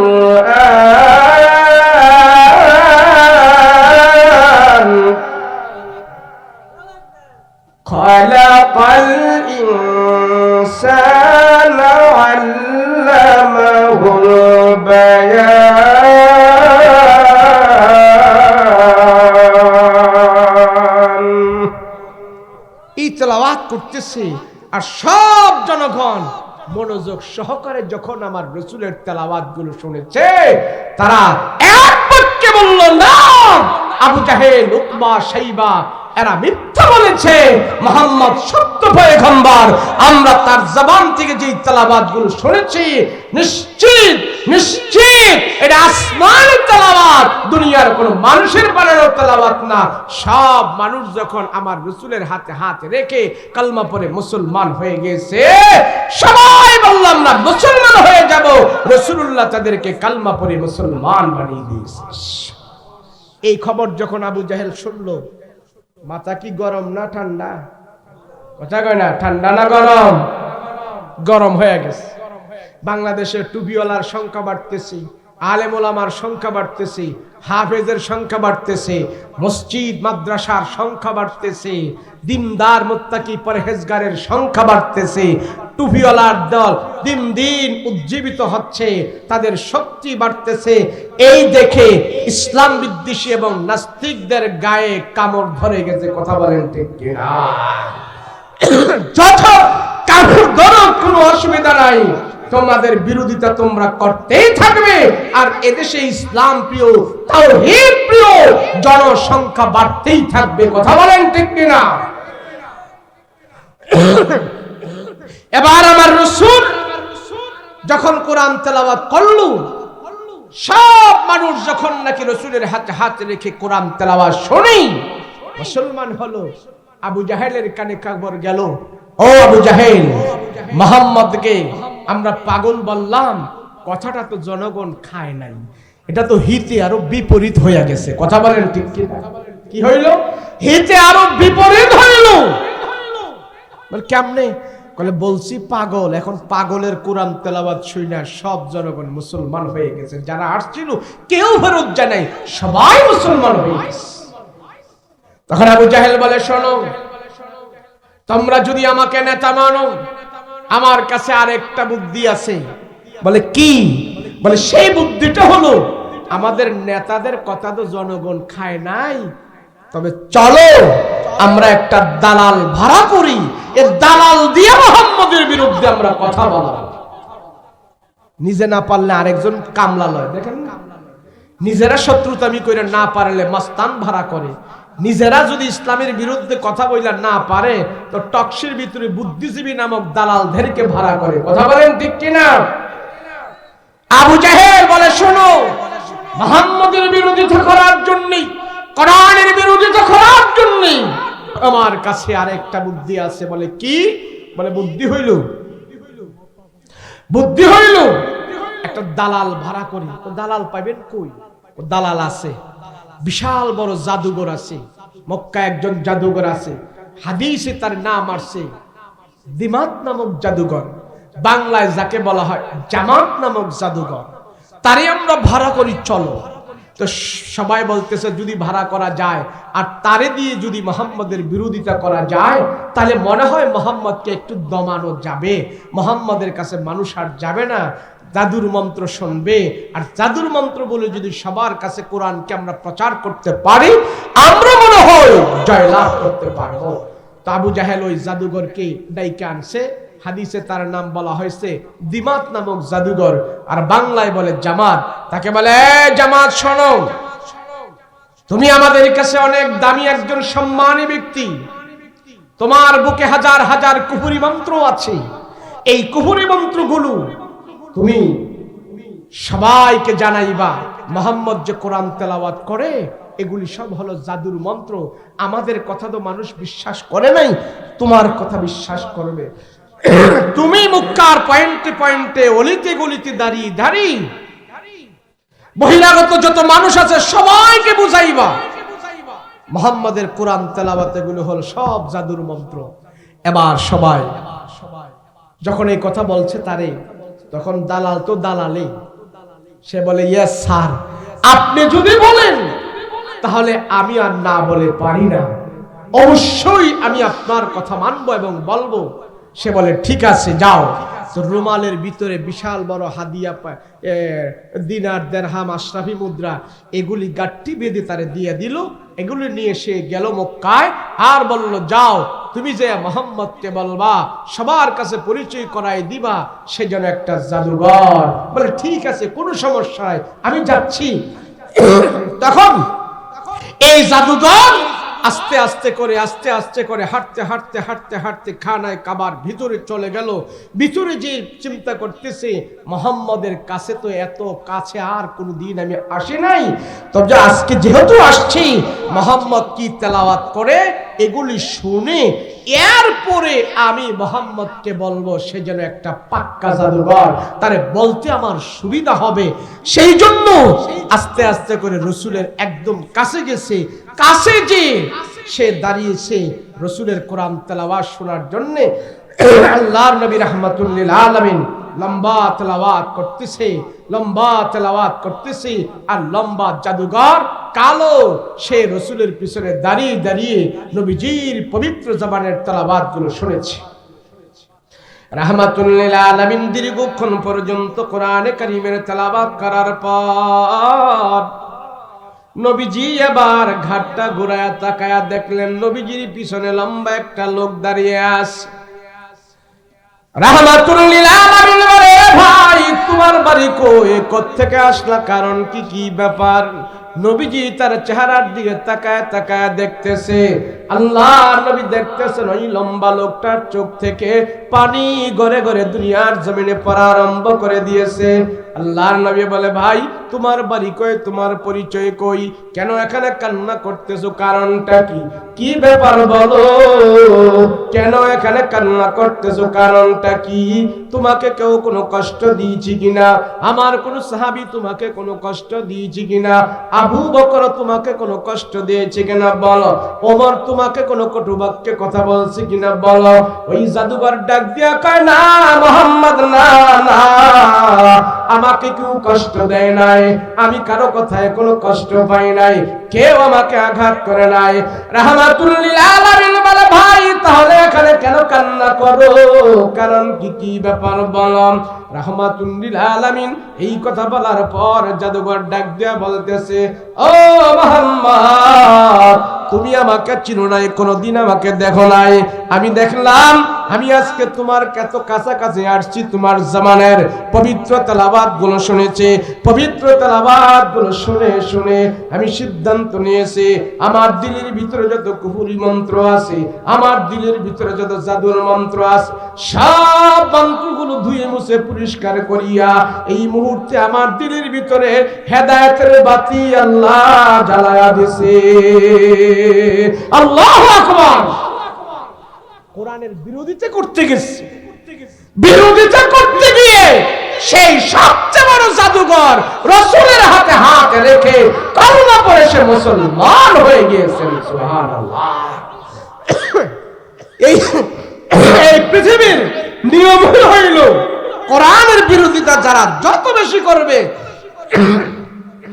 আল্লাহ তাদের ভিতর থেকে কাউকে না কাউকে এমন ভাবে কবুল করবে তাকে দিয়ে ইসলামের এবং কোরআনের কাজ করাইবেন। কথা বলেন ঠিক কিনা? হযরত ওমর রাসূলের কল্লা আনতে গেছে, নিয়ত করে গেছে মুহাম্মদের কল্লা নিয়ে আইব। বলে এর চেয়ে বড় শত্রু কি আর হতে পারে? এই কথা বলেন না কে? এর চেয়ে বড় শত্রু আর হতে পারে না। কিন্তু কল্লা আনতে যাওয়ার পর রাস্তায় শুনতে পাইল তার বোন ইসলাম গ্রহণ করেছে। এখন পথের মধ্যে সেই লোকটা বলতেছে, কই যাও? তরবারি দিয়ে মোহাম্মদের কল্লা নিয়ে আসবো, টুকরা করে ফেলবো, 2 টুকরা করে ফেলবো মোহাম্মদকে। বলে মোহাম্মদের কাছে যাওয়ার আগে তোমার ঘরে যাও, তোমার যে বোন আছে না, ওই বোন আর ভগ্নিপতি ওরা 2 জনে ইসলাম গ্রহণ করে ফেলেছে। হযরত ওমর রাস্তা ঘুরাইলো, মেজাজটারে পরিবর্তন করে ফেললো। আরে বলো কি, তো আগে তো আমার বোনের কাছে যেতে হয়, তো সেখানে যাইলো, যাওয়ার পরে গরম মেজাজ দেখাইলো, দেখানোর পরে বোন কোরআন তেলাওয়াত করতেছিল, আপনারা ঘটনা জানেন। এখন বোনের তখন দেখলো ওমরের পায়ের শব্দের আওয়াজ ঝনঝন করে মাটি যে যাইতো মাটি পর্যন্ত কাঁপতো। ওমরের বোন কোরআন তেলাওয়াত বন্ধ করে সাথে সাথে ঘরের দরজা লাগাই দিল। হযরত ওমর বাহির থেকে কোরআন তেলাওয়াতের গুনগুন শব্দের আওয়াজ পেয়েছিল। দরজাটা ভেঙে লাথি দিয়ে দরজা ভেঙে ঘরের ভিতরে যায় বলতেছে, এই কি পড়েছিলা, গুনগুন করে কি আওয়াজ করেছিলা বলো। বলে না ভাই বলা যাবে না। তখন বোনকে অনেক মারধর করা শুরু করেছে। বলে আমারে শোনা। তখন বোন তেলাওয়াত করতেছেন সূরা কোরআনের তহা তাহা সূরা তেলাওয়াত করলো, সাথে সাথে হযরত ওমর কোরআনের তেলাওয়াত শুনেই উদ্বুদ্ধ হয়েছে, আমি মুহাম্মাদের কাছে যে ইসলাম গ্রহণ করতে রাজি হয়ে গিয়েছি। আজকে আমি যদি বলি যে আপনারা কয়জনে ঘরে কোরআনের তেলাওয়াত করেছেন, কতজনে পড়েছেন? এই কোরআন তো এখনো আমাদের কাছেই আছে। কি বলেন, আছে না নাই? নাকি পরিবর্তন হয়েছে? এই পরিবর্তন হয়েছে? পরিবর্তন হয় নাই। শুধু মানুষ আজকে কোরআন থেকে দূরে থাকার কারণে, কোরআন না বুঝার কারণে, কোরআনের তেলাওয়াত ঘরে না করার কারণে আজকে মানুষের দিলের ভিতরে তো অশান্তি, মুমিনের ভিতরে তো অশান্তি, ইমানদারের ভিতরে তো অশান্তি, নামাজের ভিতরে তো অশান্তি। কেন নামাজে অশান্তি হয় কেন? শুধু নামাজটুকুনই পড়েছি, বাকি কাজ সিগারেট, বিড়ি, শাস্টলে টিভি দেখা, নাচানাচি, গান বাদ্য দিয়া আমাদের 24টা ঘন্টা আমরা পরিপূর্ণ করেছি। কথা বলেন ঠিক কিনা? এখন শাস্টলে গেলে তো দেখা যায় বাবারে বাবা, অনেক মানুষ সেখানে গপ্প গুজারি করতেছে। আর আমাগো গরিবের জন্য তো এখন শাস্টল গুলো সংসদ ভবন হয়ে গেছে। গরিবের জন্য শাস্টল ভবন গুলো এখন সংসদ ভবন। শাস্ত্রলে গেলে দেখা যায় এমন এমন কথা, এমন এমন কিচ্ছা কাহিনী, গপ্প গুজারি এমন ভাবে চলছি যে চলাফেরা, যে স্পিকার, সংসদের স্পিকারও শাস্ত্রলে পাওয়া যায়। বুড়া বুড়া যারা আছে, লম্বা দাড়ি যাদের আছে, এরাও এখন 4-5 ঘন্টা শাস্ত্রলে কাটায়। কথা বলেন ঠিক কিনা? এক বুড়ারে পাইছি রাত্রে 2টা বাজে, আয় মুরব্বী, চাচা এই যে বসে রয়েছেন এত রাত্রে এখানে শাস্ত্রলে, আপনি তো মসজিদে থাকার কথা, এখানে বসে আছেন কেন? আমার এক ভাতিজা, মসজিদে খুব ভয় লাগে, একা একা কেমনে যাই, শাস্ত্রলে মানুষ টানুষ আছে তো এখানে বসে একটু সময়টা কাটাই। তার কি ঘরে ঘুমাইতে পারেন না? ঘুমে ধরে না ভাতিজা, ঘুমে ধরে না, কেমনে ঘুমাবো? তো এইখানে বসে আছেন, দেখলাম টিভির দিক তাকাই রয়েছেন, আপনার থেকে কমপক্ষে 20 হাত দূরে টিভি, কেমনে দেখেন আপনি? বুড়া মানুষ, চামড়া টামড়া ঢিলা হয়ে গেছে, মাথার চুল টুল সাদা হয়ে গেছে। তো এত 20 ইঞ্চি দূরের 20 হাত দূরে মনে হয় টিভিটা, এত দূর থেকে আপনি কেমনে দেখেন? চাচায় কয় সবকিছু ঢিলা ঢালা হয়েছে, আল্লাহ চোখটিরে ভালো রাখছে, চোখটিরে আল্লাহ ভালো রাখছে, সব দেখতে পায়। হায় হায়, রসুল বলেন যে পাকনা দাড়িওয়ালা, পাকনা চুলওয়ালা বয়স্ক যাদের হয়ে গেছে, তারা যদি নামাজ না পড়তে পারে, ওযু করতে না পারতে এবং ইবাদত করতে না পারে, কিন্তু ইবাদত করার জন্য আগ্রহ, ইবাদত করতে পারে না, নামাজ পড়তে মনে চায় কিন্তু ঘর থেকে মসজিদ পর্যন্ত যেতে পারে না, রাসূল বলেন জুয়ান কালে যে ইবাদতগুলো সে করেছে, আল্লাহ পাক বৃদ্ধ বয়সে তার আমলনামায় সেই ইবাদতগুলো চালু করে দিয়েছে। হায়রে, তা আল্লাহ পাক আমার আপনার বৃদ্ধদের জন্য এই সুযোগ করলো, আর আমরা গিয়া শাস্ত্রলে বসে বসে যে টিভি দেখে সময় কাটাচ্ছি, আল্লাহর আদালতে একদিন বিচারের কাঠগড়া, ঠিক কিনা? রাসূল পাক সাল্লাল্লাহু আলাইহি ওয়াসাল্লাম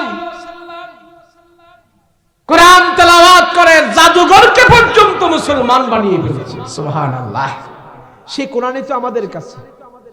আমি তো অনেক সময় বলি, বাংলাদেশের মধ্যে পুরা কোরআনের আইন বাস্তবায়ন করার কোনো দরকার নাই, শুধু একটা আয়াত বাংলাদেশের সংসদে, একটা আয়াতের আইন বাংলাদেশে চালু করা হোক, 50% বাংলাদেশ ভালো হয়ে যাবে। কয় পার্সেন্ট? এই কথা বলেন না, কয় পার্সেন্ট? কেমন, কোনটা? এখানে একটা আয়াত আছে, চোর যখন হাতে নাতে ধরা পড়লো, চোরকে তোমরা হাতে নাতে ধরা পড়ছে, এখন তারে কোণে ঢুকাইও না, তারে জেলখানা ঢুকাইও না, চোরের সাথে সাথে তোমরা হাত কেটে দাও, এটাই তার শাস্তি। দেখবা এক চোরের হাত কাটছো, পুরা জেলা সুদ্ধা ভালো হয়ে গেছে। কথা বলেন ঠিক কিনা? হাত কাটো। যারা চোরের বিরুদ্ধে আইন না করবে, রাষ্ট্র পরিচালনা করবে, সমাজ পরিচালনা করবে, আল্লাহর আদালতে তারা জবাবদিহি করতে হবে। কথা বলেন ঠিক কিনা? এমনি আপনি মনে করেন কি দেশ এমনি ভালো হয়ে যাবে? একটা কিচ্ছা পড়ছিলাম ছোট কালে, পুলিশ আর্মি বিডিআর এগুলি দিয়া চুরি বন্ধ হয় না। জাপানের তারা টেকনোলজি আবিষ্কার করছে। কি টেকনোলজি? সুর ধরার মেশিন আবিষ্কার করছে। কি ধরার কথা কয় না দি, জোরে বলেন না কি ধরার? এই আওয়াজ না করলে ওয়াজ করতে মনে চায় না। আপনারা অনেকজনে মাফলার টাফলার ইয়াটিয়া লাগায় রাখছেন, কি জানি কয়, হ্যাঁ না, মাস্ক লাগায় রাখছে অনেকজন। এইখানে আমি দেখতেছি মানে বিরক্ত ভাব নিয়ে মনে বসে রয়েছেন এখানে, তাই না? হ্যাঁ, বিরক্ত ভাব। আচ্ছা, আপনারা যে বসে আছেন সোয়াব হইতেছে? কোনো সোয়াব না হইলেও মনে করেন কোনো গুনাহ হইতেছে না। কেন? গুনাহের কাজ তো আপনারা করতেছেন না, করতেছেন? গুনাহের কাজ করতেছেন না।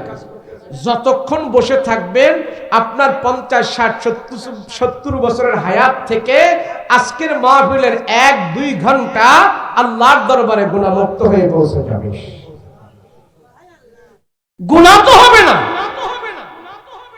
তো জাপানের তারা টেকনোলজি মেশিন আবিষ্কার করলো, চোর ধরার মেশিন।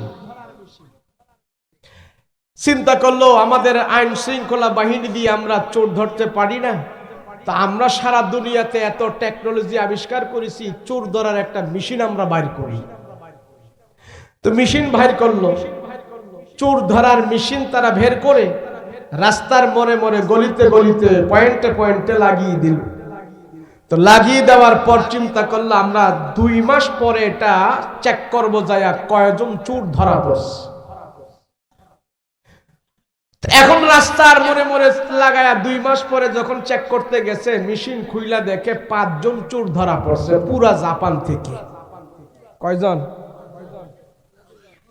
আমেরিকার তারা চিন্তা করে সারা দেশ আমরা মাতাব্বুরি করি, আমাদের দেশেও কারেন্ট গেলে মাঝে মাঝে চুরি হয়, এত কিছু সিকিউরিটি নিরাপত্তা দিয়েও আমাদের দেশে যদি চুরি হয়, আমাদের দেশও জাপানের এই টেকনোলজি মেশিন লাগানো দরকার।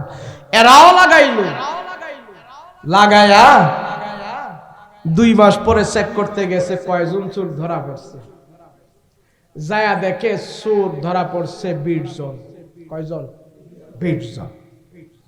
সৌদি আরবের তারা চিন্তা করতেছে আমাদের দেশে বহিরাগত মানুষ আছে, আজনবীরা এসে বাস করে, মাঝে মাঝে চুরির মধ্যে ধরা পড়ে, মক্কা মদিনার বদনাম হয়, আমরাও এই চোর ধরার মেশিন লাগাই।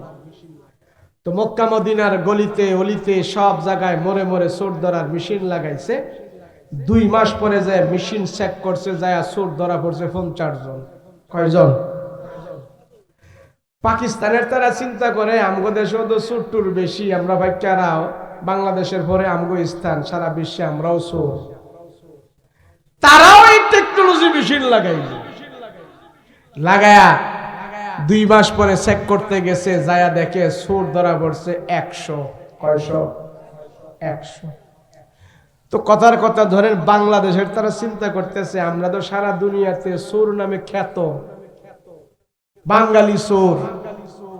এখন বাংলাদেশের ঊর্ধ্বতন কর্মকর্তা ওরা চোর ধরার মেশিন লাগাইছে, গুলিস্তান, মতিঝিল, পল্টন মোড়ে মোড়ে যখন মেশিন লাগাইছে, লাগায়া 2 মাস পরে চোর ধরার মেশিন চেক করতে গেছে ঊর্ধ্বতন কর্মকর্তারা। এখন চোর ধরার মেশিন চেক করতে যায়া দেখবো কয়জন চোর ধরা পড়ছে। এরা যখন মেশিনের কাছে গেছে চোর ধরতো, চোর চেক করতে যায়া দেখে চোর ধরা পড়বো দূরের কথা, চোরের মেশিনটাই চুরি হইয়া গেছে। এটার নাম হইল দিস ইজ বাংলাদেশ। এই দেশ কি আপনি র‍্যাব দিয়া, পুলিশ দিয়া, বিডিআর দিয়া, আর্মি দিয়া আপনি কি এই দেশ ভালো করতে পারবেন? কথা বলেন, পারবেন? সেজন্য আমরা 53 বছর দেখেছি চোর দেশে বেশি জন্মাইছে। যে মুরগি চুরি করে জেলও গেছে, জেলতে আইসে গরু চুরি করে, যে জেলে গেছে গরু চুরি কইরা আইসা এখন সে মার্ডার করে, যে মার্ডার কইরা দেশে জেলে গেছে সেও সুইটা আইসা এখন লাখ লাখ লাখ লাখ টাকার বস্তা লইয়া বাংলাদেশ থেকে ফালাইয়াই গেছে। কথা কোন ঠিক কিনা? এই দেশ ভালো হওয়ার জন্য আমরা হুজুররা বলি কোরআন থেকে শুধু একটা আইন করেন, বেশি করার দরকার নাই। কথা বলেন ঠিক কিনা? শোনেন, বাদশাহ হারুনুর রশিদের নাম আপনারা শুনছেন? শুনছেন? ওনার ইতিহাস পড়লে আপনারা পাবেন পুরো পৃথিবীর 3 ভাগের 1 ভাগ হারুনুর রশিদ শাসন করেছেন। তো হারুনুর রশিদ 1 মাস অসুস্থ হয়ে গেল। এই 1 মাস অসুস্থ হওয়ার পর হারুনুর রশিদ যখন সুস্থ হলেন, সুস্থ হয়ে ঘর থেকে বের হলেন, বের হওয়ার পর তিনার ঘরের দরজায় লেখা দেখতে পাইলেন, ও হারুনুর রশিদ বাদশাহ, আপনার রাজ্যের একটা শহর সিরিয়া, ওই সিরিয়ার আলোক্য শহরে আজকে 1 মাস যাবৎ সেখানে ইনসাফের বিচারক নাই। ইনসাফের বিচারক না থাকার কারণে সেখানের মানুষগুলোর চুরি দাড়ি বেইনসাফি বেড়ে গেছে, মানুষ জুলুম লুটতরাজ বেড়ে গেছে। তাড়াতাড়ি আপনি সেখানে একজন ইনসাফের বিচারক প্রতিষ্ঠা করেন, ইনসাফের বিচারক সেখানে নিযুক্ত করেন। খলিফা হারুনুর রশিদ এই লেখাটা দেখে দেখে চিন্তা করলো, এত তাড়াতাড়ি আমি সেখানে ইনসাফের বিচারক কেমনে দিব? সিদ্ধান্ত নিলেন নিজেই বিচারক সেজে খলিফা হারুনুর রশিদ সেই সিরিয়ার আলোক্য শহরে চলে গেল। বিচারকের আসনে বসার পর ছদ্মবেশে খলিফা হারুনুর রশিদ সেখানে যে বিচারক সেজে গেল। এখন তো এক জেলার মানুষ আরেক জেলায় গেলে ভালো করে চিনে, এক দেশের মানুষ আরেক দেশে গেলে ভালো করে চিনে, এক এলাকার মন্ত্রী এমপি আরেক জায়গায় গেলে এখন মিডিয়ার মাধ্যমে চিনে। খলিফা হারুনুর রশিদ সিরিয়ার আলোক্য শহরে সেখানে যাওয়ার পর বিচারকের আসনে বসে বলতেছেন, তোমাদের অপরাধী কারা আছো? জেলখানার ভিতর থেকে বিচারক জেলখানার ভিতর থেকে অপরাধীদেরকে নিয়ে আসো, এক এক করে তাদের বিচার করা হবে। জেলখানার দায়িত্বে যারা ছিল তারা যা অপরাধীদেরকে আনতেছেন, তাদের ভিতর থেকে একজন বৃদ্ধা মহিলাকে বাদশার কাছে আনলেন। বৃদ্ধা মহিলা জেলখানার ভিতর থেকে লাঠি ভর করে করে খটখট খটখট খটখট করে বাদশার সামনে এসে হাজিরা দিল। জিজ্ঞেস করল, খলিফা হারুনুর রশিদ, এই মহিলাকে তোমরা ধরে আনলা কেন? কারণটা কি? ও খলিফা হারুনুর রশিদ বাদশা জনাব, আমাদের এলাকার ভিতরে মহিলাটা হলেন সবচেয়ে বড় এখন ঘৃণিত মহিলা। তারে দেখে সবাই এখন ঘৃণা করতেছে, নাক ছিটকাইতেছে। বলে, কি অপরাধে তারে তোমরা জেলখানার ভিতরে ঢুকাইলা? অপরাধরা কি? বলল, এই মহিলা গত কয়েকদিন আগে রুটির দোকান থেকে রুটি চুরি করেছে, রুটির দোকান থেকে রুটি নিয়ে আসছে, টাকা দেয় নাই, চুরি করে নিয়ে আসছে, ধরা পড়েছে। এক হইল মহিলা মানুষ, আরেক হলেন বৃদ্ধ মানুষ। রুটির দোকানে যখন দেখি যায় রুটি চুরি করলো, হাতে নাতে ধরা পড়ার পরে তারে আমরা জেলখানার ভিতরে ঢুকায় রাখলাম। মহিলা মানুষ যদি চুরির ভিতরে ধরা পড়ে, পুরুষ সবার কাছে সে একজন ঘৃণিত মহিলা হয়ে যায়, সমাজে মহিলা ঘৃণিত মহিলা হয়ে যায়। ও জনাব, এই মহল্লার ভিতরে এখন এই বৃদ্ধ মহিলাটার জন্য আমরা সবাই লজ্জিত, তার বিচার আগে করা হোক। খলিফা হারুনুর রশিদ ডাক দিয়া বলে, মা, তারা যে অভিযোগ করলো সেই অভিযোগে আপনি কি অভিযুক্ত কিনা বলেন? আপনার মুখ থেকে আপনি বলেন, আপনি চুরি করেছেন কিনা বলেন।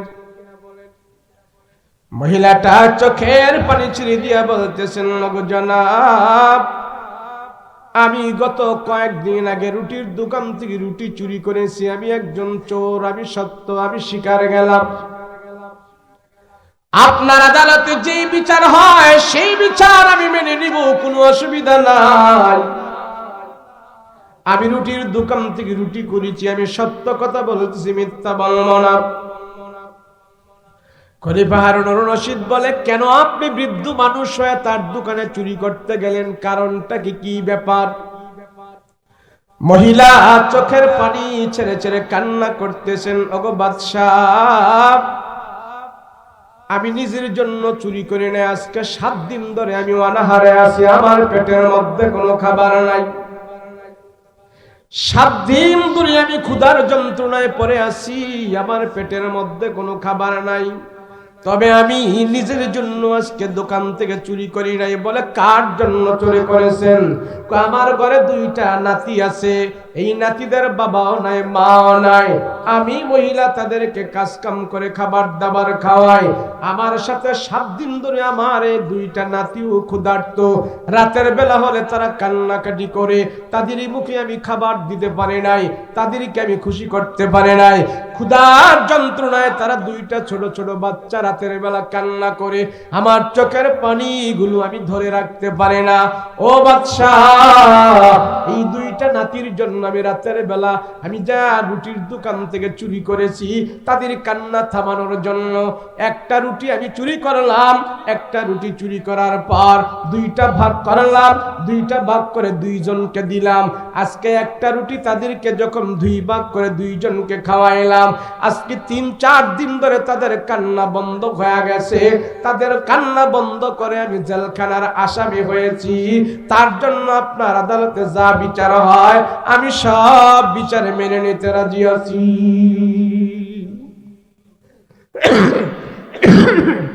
সব বিচার আমি মেনে নেব আপনার। খলিফা হারুনুর রশিদ এমন বড় একজন বাদশাহ, প্রতিদিন 5 ওয়াক্ত নামাজ পড়ার পর 200 রাকাত করে উনি নফল নামাজ পড়তেন। সুবহানাল্লাহ। আর এখন যারা ওয়ার্ড মেম্বার হয়, একজন চেয়ারম্যান হয়, নামাজে যায় না, মসজিদে যায় না, এমনকি শুক্রবারেও যায় না। কথা কোন ঠিক কিনা? মেম্বাররা জিগাইলাম, মসজিদে আহেন কম, কারণ কি? নির্বাচনে ফাঁস হওয়ার আগে তো মসজিদে বেশি আসতেন, এখন ফাঁস হইয়া তো মসজিদে আহেন না, কারণ কি? কয়, এখন জনগণের দায়িত্ব বহুত কাঁধে আসছে, মানুষের দায়িত্ব পালন করতে করতে মসজিদে আসার এখন সময় পাই না। কথা কোন ঠিক কিনা? খলিফা হারুনুর রশিদ পৃথিবীর 3 ভাগের 1 ভাগ পরিচালনা করো। 5 ওয়াক্ত নামাজ তো পড়ছি, দৈনন্দিন 200 রাকাত নফল নামাজ আদায় করছি। হারুনুর রশিদ চোখের পানি ছেড়ে দিয়ে কান্না করে আর বলে, ওগো মালিক, আমার রাজ্যের ভিতরে 3 জন মানুষ ক্ষুধার্ত, কিন্তু আমার রাজ্যে কোনো খাদ্যের অভাব নাই, গুদামের অভাব নাই। কিন্তু এত খাদ্য থাকার পরেও 3 জন মানুষ আজকে 7 দিন ধরে ক্ষুধার্ত আছে, তাদের ক্ষুধা নিবারণ আমি করতে পারি নাই, তাদের ঘরের ভিতরে আমার খাদ্য পৌঁছাইতে পারে নাই।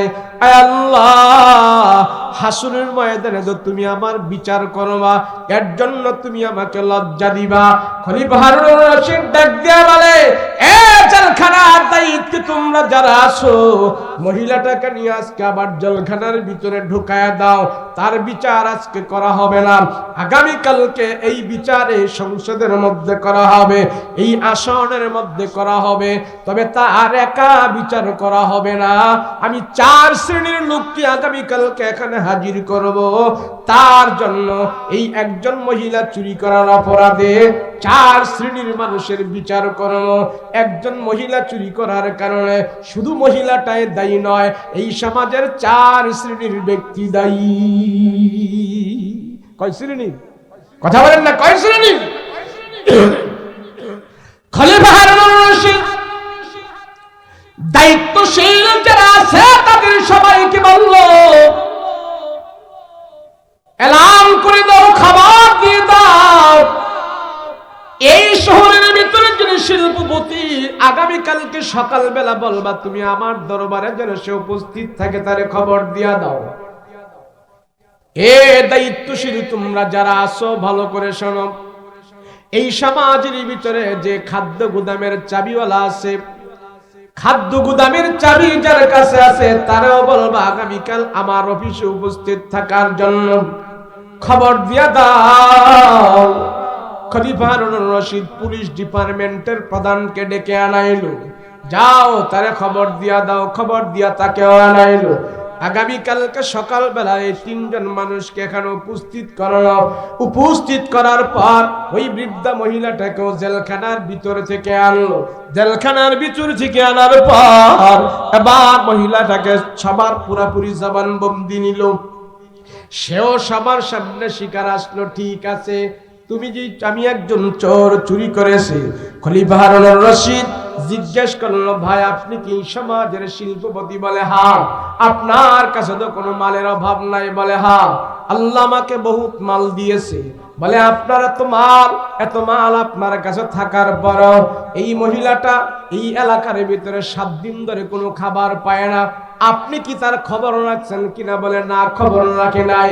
খলিফা হারুনুর রশিদ পুলিশ ডিপার্টমেন্টের প্রধানকে জিজ্ঞেস করে, বলে ও ভাই, আইন শৃঙ্খলা বাহিনী দিয়ে আপনি তার খবর রাখছেন কিনা? তার ঘরের ভিতরে খাদ্য পৌঁছাইছে কিনা? কয় না, আমি তো অত খবর রাখি নাই। বলে আপনিও আজকে অপরাধী, আপনার বিচার হবে। খাদ্য গুদামের চাবি যার কাছে ছিল তারাও ডাকায়া বলল, তুমি কেন খাদ্য ভান্ডার থেকে তার বাড়িতে খাদ্য পৌঁছায় নাই? আমি এত গুরুত্ব দেই নাই। বলে এই মহিলা চুরি করার অপরাধে আজকে তুমিও অপরাধী, তোমারও বিচার করা হবে। বসো। সবাই বসায় বলতেছে এই সমাজে চোর চুরি করার সুযোগ সে পেয়েছে, তার কারণে নয়, এই সমাজ পরিচালনা যারা করে, দেশ পরিচালনা যারা করে, ক্ষমতার চারে বসা যারা আছে, তাদের কারণেই এই দেশের ভিতরে চুরি করার সুযোগ চোরেরা পাইতেছে। কথা বলেন ঠিক কিনা? খলিফা হারুনুর রশিদ বলেন, আমি এখন একজন বিচারক,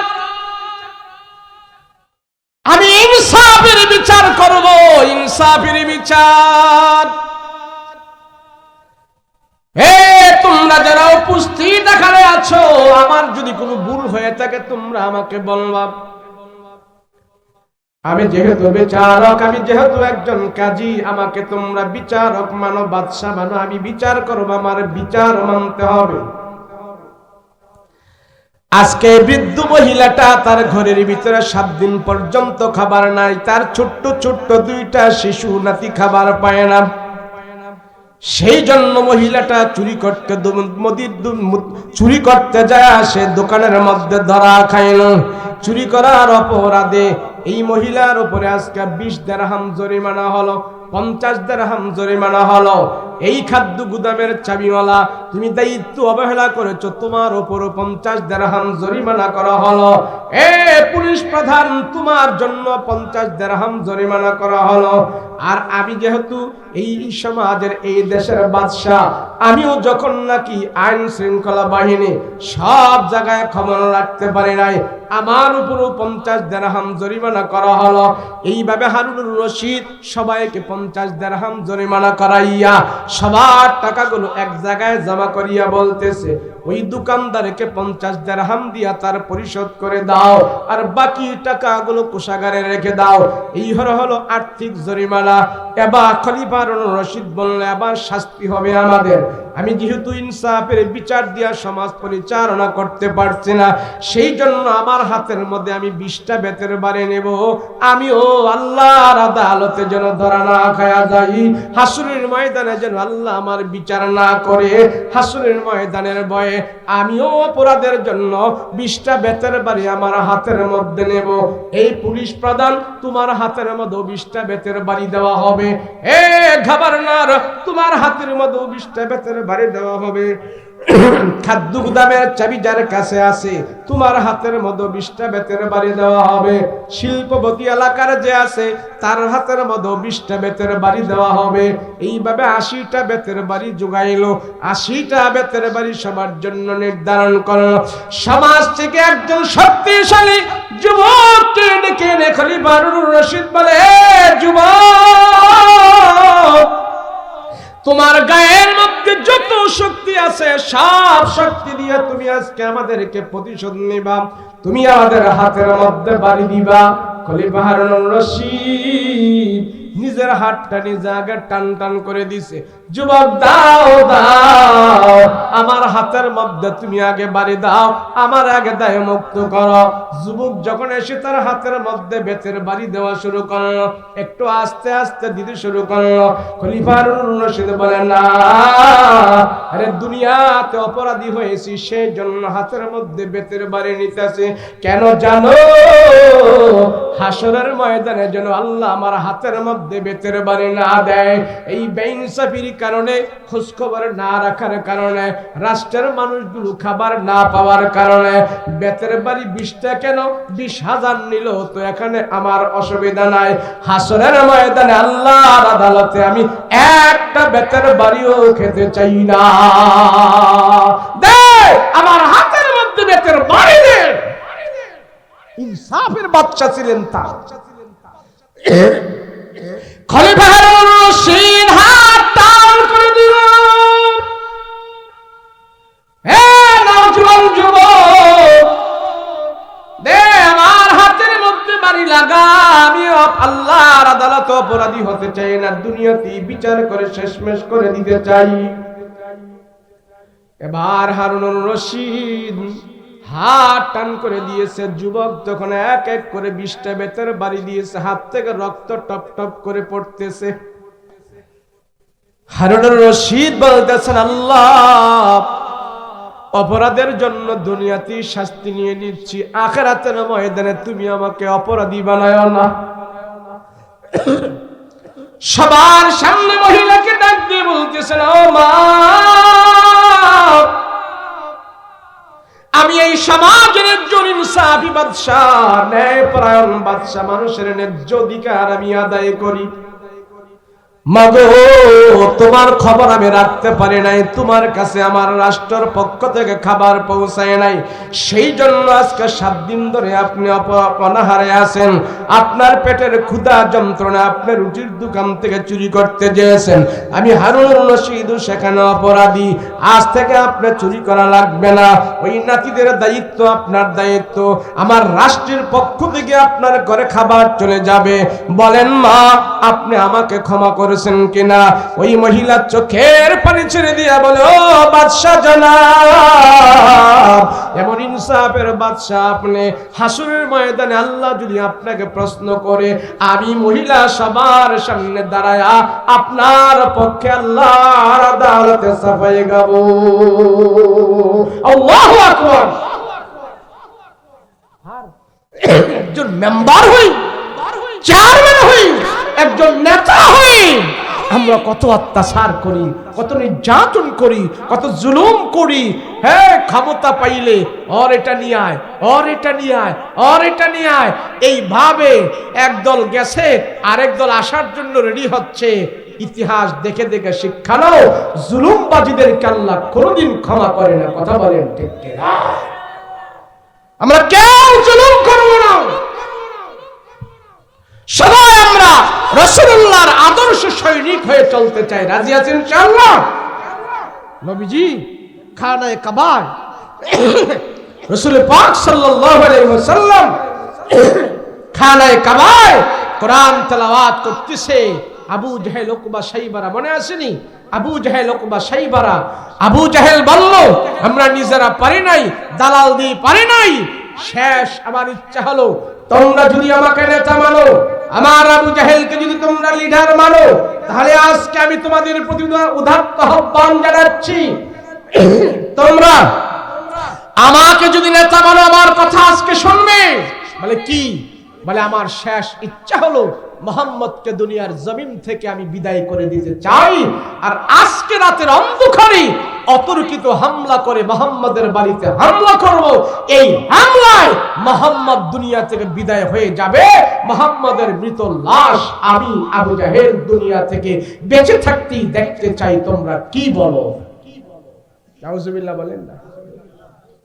আবু জাহেল অনেকবার ষড়যন্ত্র করছে আমার রাসূলকে মারার জন্য, প্রত্যেকবারই ব্যর্থ হয়েছে। সববার আল্লাহ আমার রাসূলকে বিজয় দান করেছেন। সুবহানাল্লাহ। আবু জাহেল কি রাসূলের ছোট শত্রু ছিল না বড় শত্রু ছিল? এই বড় শত্রুকে দুনিয়া থেকে বিদায় করে দেওয়ার জন্য আল্লাহ ছোট ছোট দুইটা যন্ত্র ব্যবহার করেছিলেন। কথা বলেন ঠিক কিনা? সেই ছোট ছোট দুইটা যন্ত্র হইল আওয়াজ আর মাওয়াজ, দুই ভাই। কথা বলেন ঠিক কিনা?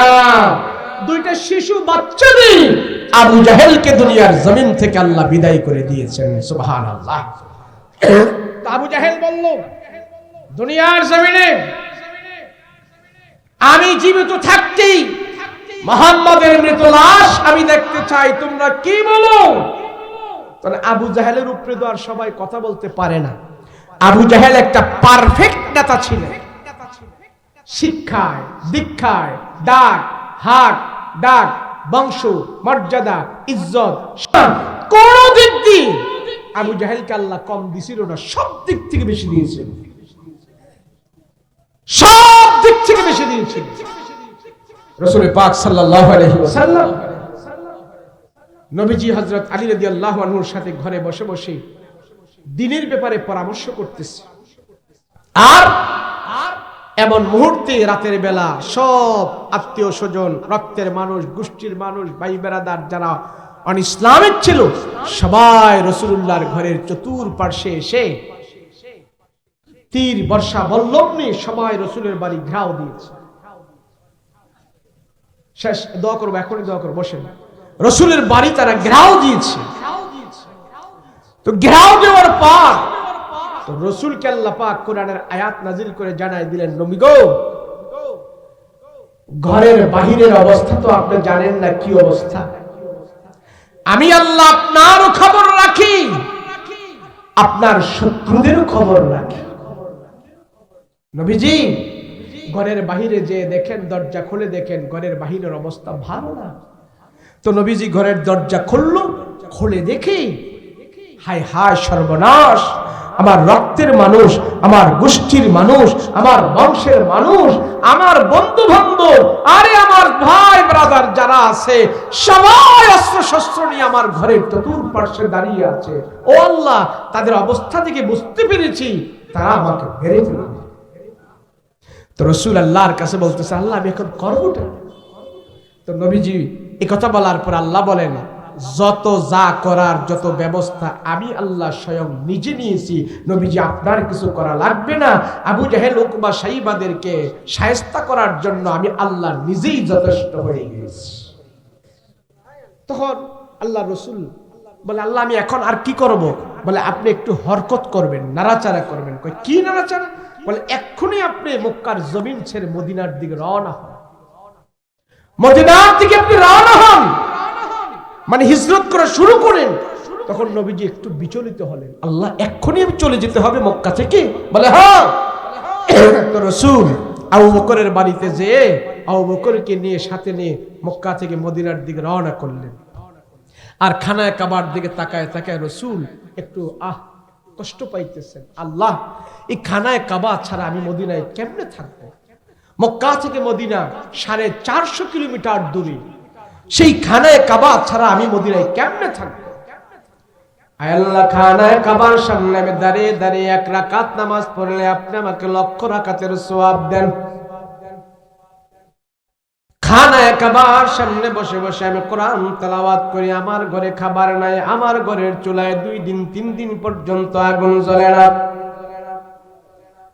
কোরআনে কারীম নিয়ে আমি যখন নাকি খানায় কাবার সামনে বসে বসে তেলাওয়াত করি, এই তেলাওয়াতের বরকতে আর খানায় কাবার বরকতে আল্লাহ আমার 2 দিন 3 দিনের পেটের ক্ষুধা পর্যন্ত দূর হয়ে যায়। আল্লাহ, আমি কেমনে মদিনায় থাকবো? আল্লাহ পাক রব্বুল আলামিন বলেন, আপনি যান, ও রাহমাতুল লিল আলামিন, আমি আল্লাহ আপনাকে মক্কা থেকে একবারে নিয়ে যাচ্ছি না গো, আপনাকে একবারে নিয়ে যাচ্ছি না। কিছুদিন পরে মক্কা বিজয়ের মাধ্যমে আমি আল্লাহ আপনাকে আবার মদিনায় প্রেরণ, মদিনা থেকে মক্কায় প্রেরণ করব। আবু জাহেল উকবা সাইবা তারা বুঝতে পারবে নবী ছাড়া মক্কার মধ্যে কোনো দাম নাই, মক্কার কোনো দাম নাই, নবী ছাড়া মক্কার মানুষেরও দাম নাই, নবী ছাড়া মক্কার জমিনেরও কোনো দাম নাই। ওই আবু জাহেল উকবা সাইবা সবাইকে আমি শায়েস্ত করার জন্য কিছুদিনের জন্য আপনাকে ঘর থেকে আমি বের করতেছি, রাসূল আপনি তাড়াতাড়ি মদিনার দিকে পাড়ি জমান। নবীজি হাঁটতে হাঁটতে যখন মদিনায় গেলেন 4 দিন সময় লেগেছিল নবীজি মক্কা থেকে মদিনায় যাওয়ার জন্য। মদিনায় পা রাখার পর মদিনার কিছু সংখ্যক যুবকেরা এসে রাহমাতুল লিল আলামিনকে ধরলেন, ইয়া রাসূলুল্লাহ, নবী গো আমরা আজকে 4 দিন ধরে আপনার জন্য এখানে দাঁড়িয়ে আছি, 4 দিন ধরে আপনার জন্য আমরা এখানে দাঁড়িয়ে আছি। রাসূল গো আপনি আমাদের জন্য কত মেহেরবানি, কত মেহেরবান, কত রহমত, কত বরকত, সেই জন্য আপনাকে দেখার জন্য আমরা 4 দিন ধরে দাঁড়িয়ে আছি। এক যুবক এসে আমার রাসূলকে দুধের পেয়ালা দিলেন, আরেক যুবক এসে গাছের তাজা খেজুর দিলেন, আরেক যুবক এসে আমার রাসূলকে গোশত ভুনা করা দিলেন। এইভাবে দিদি তারা যখন নাকি রাসূলকে আঞ্জা দিয়ে ধরে মহব্বত করলেন, নবীজি ডাক দেয়া বলে, যুবক তোমরা আমাকে বরণ করে নিয়েছো, আর মক্কার যুবকেরা তারা আমাকে ঘর থেকে বের করে দিয়েছে, আল্লাহ অবশ্যই তোমাদের উপরে রহম দান করবে। নবীজি মদিনায় পা রেখে মদিনার মানুষের জন্য দোয়া করলেন, আল্লাহ মদিনার মানুষের মালে বরকত দাও, মদিনার মানুষের বাগানে বরকত দাও, মদিনার মানুষের জমিনে বরকত দাও, মদিনার মানুষের হায়াতে বরকত দাও। মদিনার মানুষের জন্য যে রাসূল দোয়া করছেন, এই দোয়া এমন ভাবে কবুল হয়েছে, রাসূল পাক সাল্লাল্লাহু আলাইহি সাল্লাম দোয়া করার সাথে সাথে মদিনার অবস্থাটা এমন হয়েছে, মদিনায় যাদের বাগানে 3 মাস খেজুর আসতো, যাদের বাগানে 2 মাস খেজুর আসতো, যাদের বাগানে 6 মাস খেজুর আসতো, রাসূলুল্লাহর পা মুবারক মদিনায় রাখার সাথে সাথে আল্লাহ পাক 12 মাস সেখানে খেজুরের ব্যবস্থা করে দিয়েছে। চিনলি না মক্কাবাসী, চিনল মদিনাবাসী, কথা বলেন ঠিক কিনা? এবার সব যুবক এসে রাসূলুল্লাহকে মেহমান বানাইতে চায়, ও বলে রাসূল আমার ঘরে আজকে প্রথম মেহমান হবেন, নবীজি আমার ঘরে আজকে প্রথম মেহমান হবেন, রাসূল আমার ঘরে আজকে পহেলা মেহমান হবে। মদিনার যুবকেরা কারাকারি লাগছে রাসূলকে নিয়ে, কে প্রথম মেহমান বানাবে। রাসূল পাক সাল্লাল্লাহু আলাইহি ওয়াসাল্লাম চিন্তা করলেন, আমি মানুষ হলাম একজন, আমি একা আজকে সবার ঘরে কেমনে মেহমান হব, সবাই তো আমাকে পহেলা মেহমান বানাইতে চায়। রাসূল মদিনার মুসলমানদেরকে বলল, শোনো, আমি যে উট দিয়া মক্কা থেকে মদিনায় আসছি, এই উটের উপরে আমি বসা থাকবো, উটটা চলতে চলতে যায় মদিনায় যার বাড়ির সামনে বসে যাবে, আমি এবং আমার সাহাবী যারা আছি সবাই আমরা তার ঘরের মেহমান হয়ে যাব। সুবহানাল্লাহ। তো মদিনাবাসীরা এটা খুব সাদরে গ্রহণ করে নিল। ঠিক আছে, তো নবীজি উটের উপরে উঠলেন, সাহাবাই কেরাম দুপাশে, হযরত আবু বকর, ওমর তারা দুজন দুই পাশে, আর সাহাবীরা পিছনে। রাসূল পাক সাল্লাল্লাহু আলাইহি ওয়াসাল্লাম বলে, তোমরা সবাই দুরূদ পড়তে থাকো আমার উপরে। সবাই দুরূদ পড়তেছে, দুরূদ পড়তেছে, আর উট চলতেছে চলতেছে চলতে চলতে, উটটা সমতল ভূমি দিয়ে চলার কথা। এটা মদিনায় যেদিন রাসূল প্রথম গেছিল, উট মদিনায় সমতল ভূমি দিয়ে চলতে চলতে উট একটু পাহাড়ের উপরে উঠছে। উট তো পাহাড় থেকে নামার কথা, কিন্তু উট পাহাড়ের উপরে যায় উঠছে। পাহাড়ের উপরে ওইটা একটা দোতলা বাড়ির সামনে উটটা হাঁটু গেড়ে বসে গেছে। তো রাসূল ওটার লাগাম ধরে টান দেয়, উঠো, উঠে না, উঠো, উঠে না, আর জোরে টান ধরে ওঠে না। তো রাসূল বুঝতে পারলেন উটটা হাঁটু গেড়ে এখানে বসে গেছেন। সুবহানাল্লাহ। নবীজি জিজ্ঞেস করে, বাড়ির মালিক কে? তো ঘরের ভিতর থেকে একজন মধ্যবয়সী মানুষ রাসূলের দিকে আগা আগা আসতেছেন। নবীজি দেখতে পাইলেন আদা কাঁচা আদা পাকনা চুলওয়ালা একটা মানুষ রাসূলের দিকে আগা আগা আসতেছেন। রাহমাতাল লিল আলামিন বলে, আরে তোমার নাম তো আবু আনসারী, তুমি একজন ধনাঢ্য মানুষ, তোমার বাড়ি কি এটা নাকি? বলে হ্যাঁ। বলে হে আবু আইয়ুব, আমার সাহাবী এবং আমাকে আল্লাহ পাক তোমার বাড়ির মেহমান বানিয়ে দিয়েছে, বলো তুমি এখনো খুশি না বেজার? বিনা দাওয়াতে আমি রাসূল তোমার বাড়ির মেহমান হয়ে গেছে, তুমি খুশি না বেজার? আবু আইয়ুব আনসারী ডাক দিয়া বলে, ইয়া রাসূলুল্লাহ, ইয়া হাবিবাল্লাহ, রহমতের নবী, রাসূল গো, আপনি আমার বাড়ির মেহমান হয়েছেন, আমি আপনার প্রতি এমন খুশি, এটা কেমনে ভাষায় প্রকাশ করব? ইয়া রাসূলুল্লাহ, ইয়া হাবিবাল্লাহ, রাহমাতুল লিল আলামিন, বিনা দাওয়াতে আপনি আমার বাড়ির মেহমান হয়ে গেছেন, আমি খুশি কেমনে প্রকাশ করব? তবে নবীজি, এই মুহূর্তে যদি তামাম পৃথিবীটা কেউ বিক্রি করে আমাকে দিয়ে দেয়, আমি এত খুশি হব না যেই পরিমাণ আমার রাসূল পেয়ে আমি খুশি হয়ে গেছি। আমার রাসূল আমার ঘরের মেহমান হওয়ার পর যেই পরিমাণ আমি খুশি হয়ে গেছি, তামাম পৃথিবী যদি কেউ আমাকে দিয়া দেয় আমি অত খুশি হব না। রাসূল, আপনি আমার বাড়ির মেহমান। আল্লাহর নবী বলে, আবু আইয়ুব, মক্কা ছেড়ে সমস্ত কাফির মুশরিকদের অত্যাচার নির্যাতন সহ্য করতে না পেরে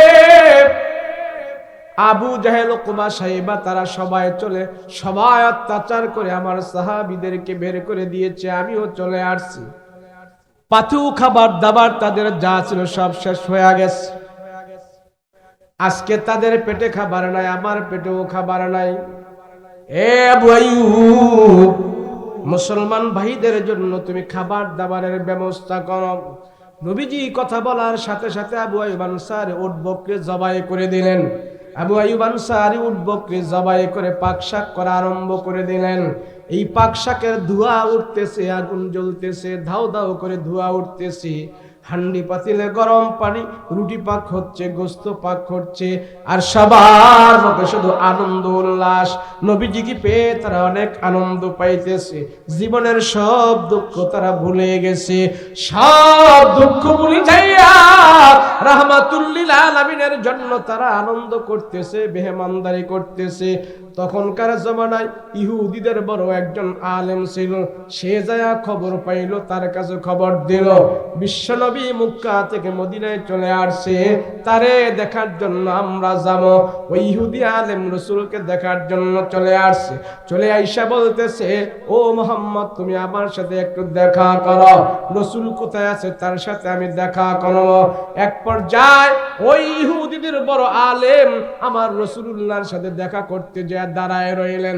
নবীজির চেহারার দিকে তাকায়, পেটের দিকে তাকায়, পায়ের দিকে তাকায়, তাকায় তাকায় শুধু কিছু বলে না। এক পর্যায়ে ইহুদি আলেম রাসূলুল্লাহর চেহারার দিকে তাকায় রয়েছে, ডাইনে বামে সামনে পিছনে কোথাও তাকায় না, শুধু নবীজির চেহারার দিকে তাকায় আছে। আল্লাহু আকবার। ইহুদিদের সবচেয়ে বড় আলেম, তিনটা কিতাবের সে আলেম ছিলেন। ইহুদিদের আলেম, তার নাম হাদিসে আসছে আব্দুল্লাহ ইবনে সালাম। তাওরাত কিতাবটা সে পুরোটা মুখস্থ করেছিল। যার দিলের ভিতরে তাওরাত কিতাব পুরোটা মুখস্থ আছে, তার নাম হলো আব্দুল্লাহ ইবনে সালাম।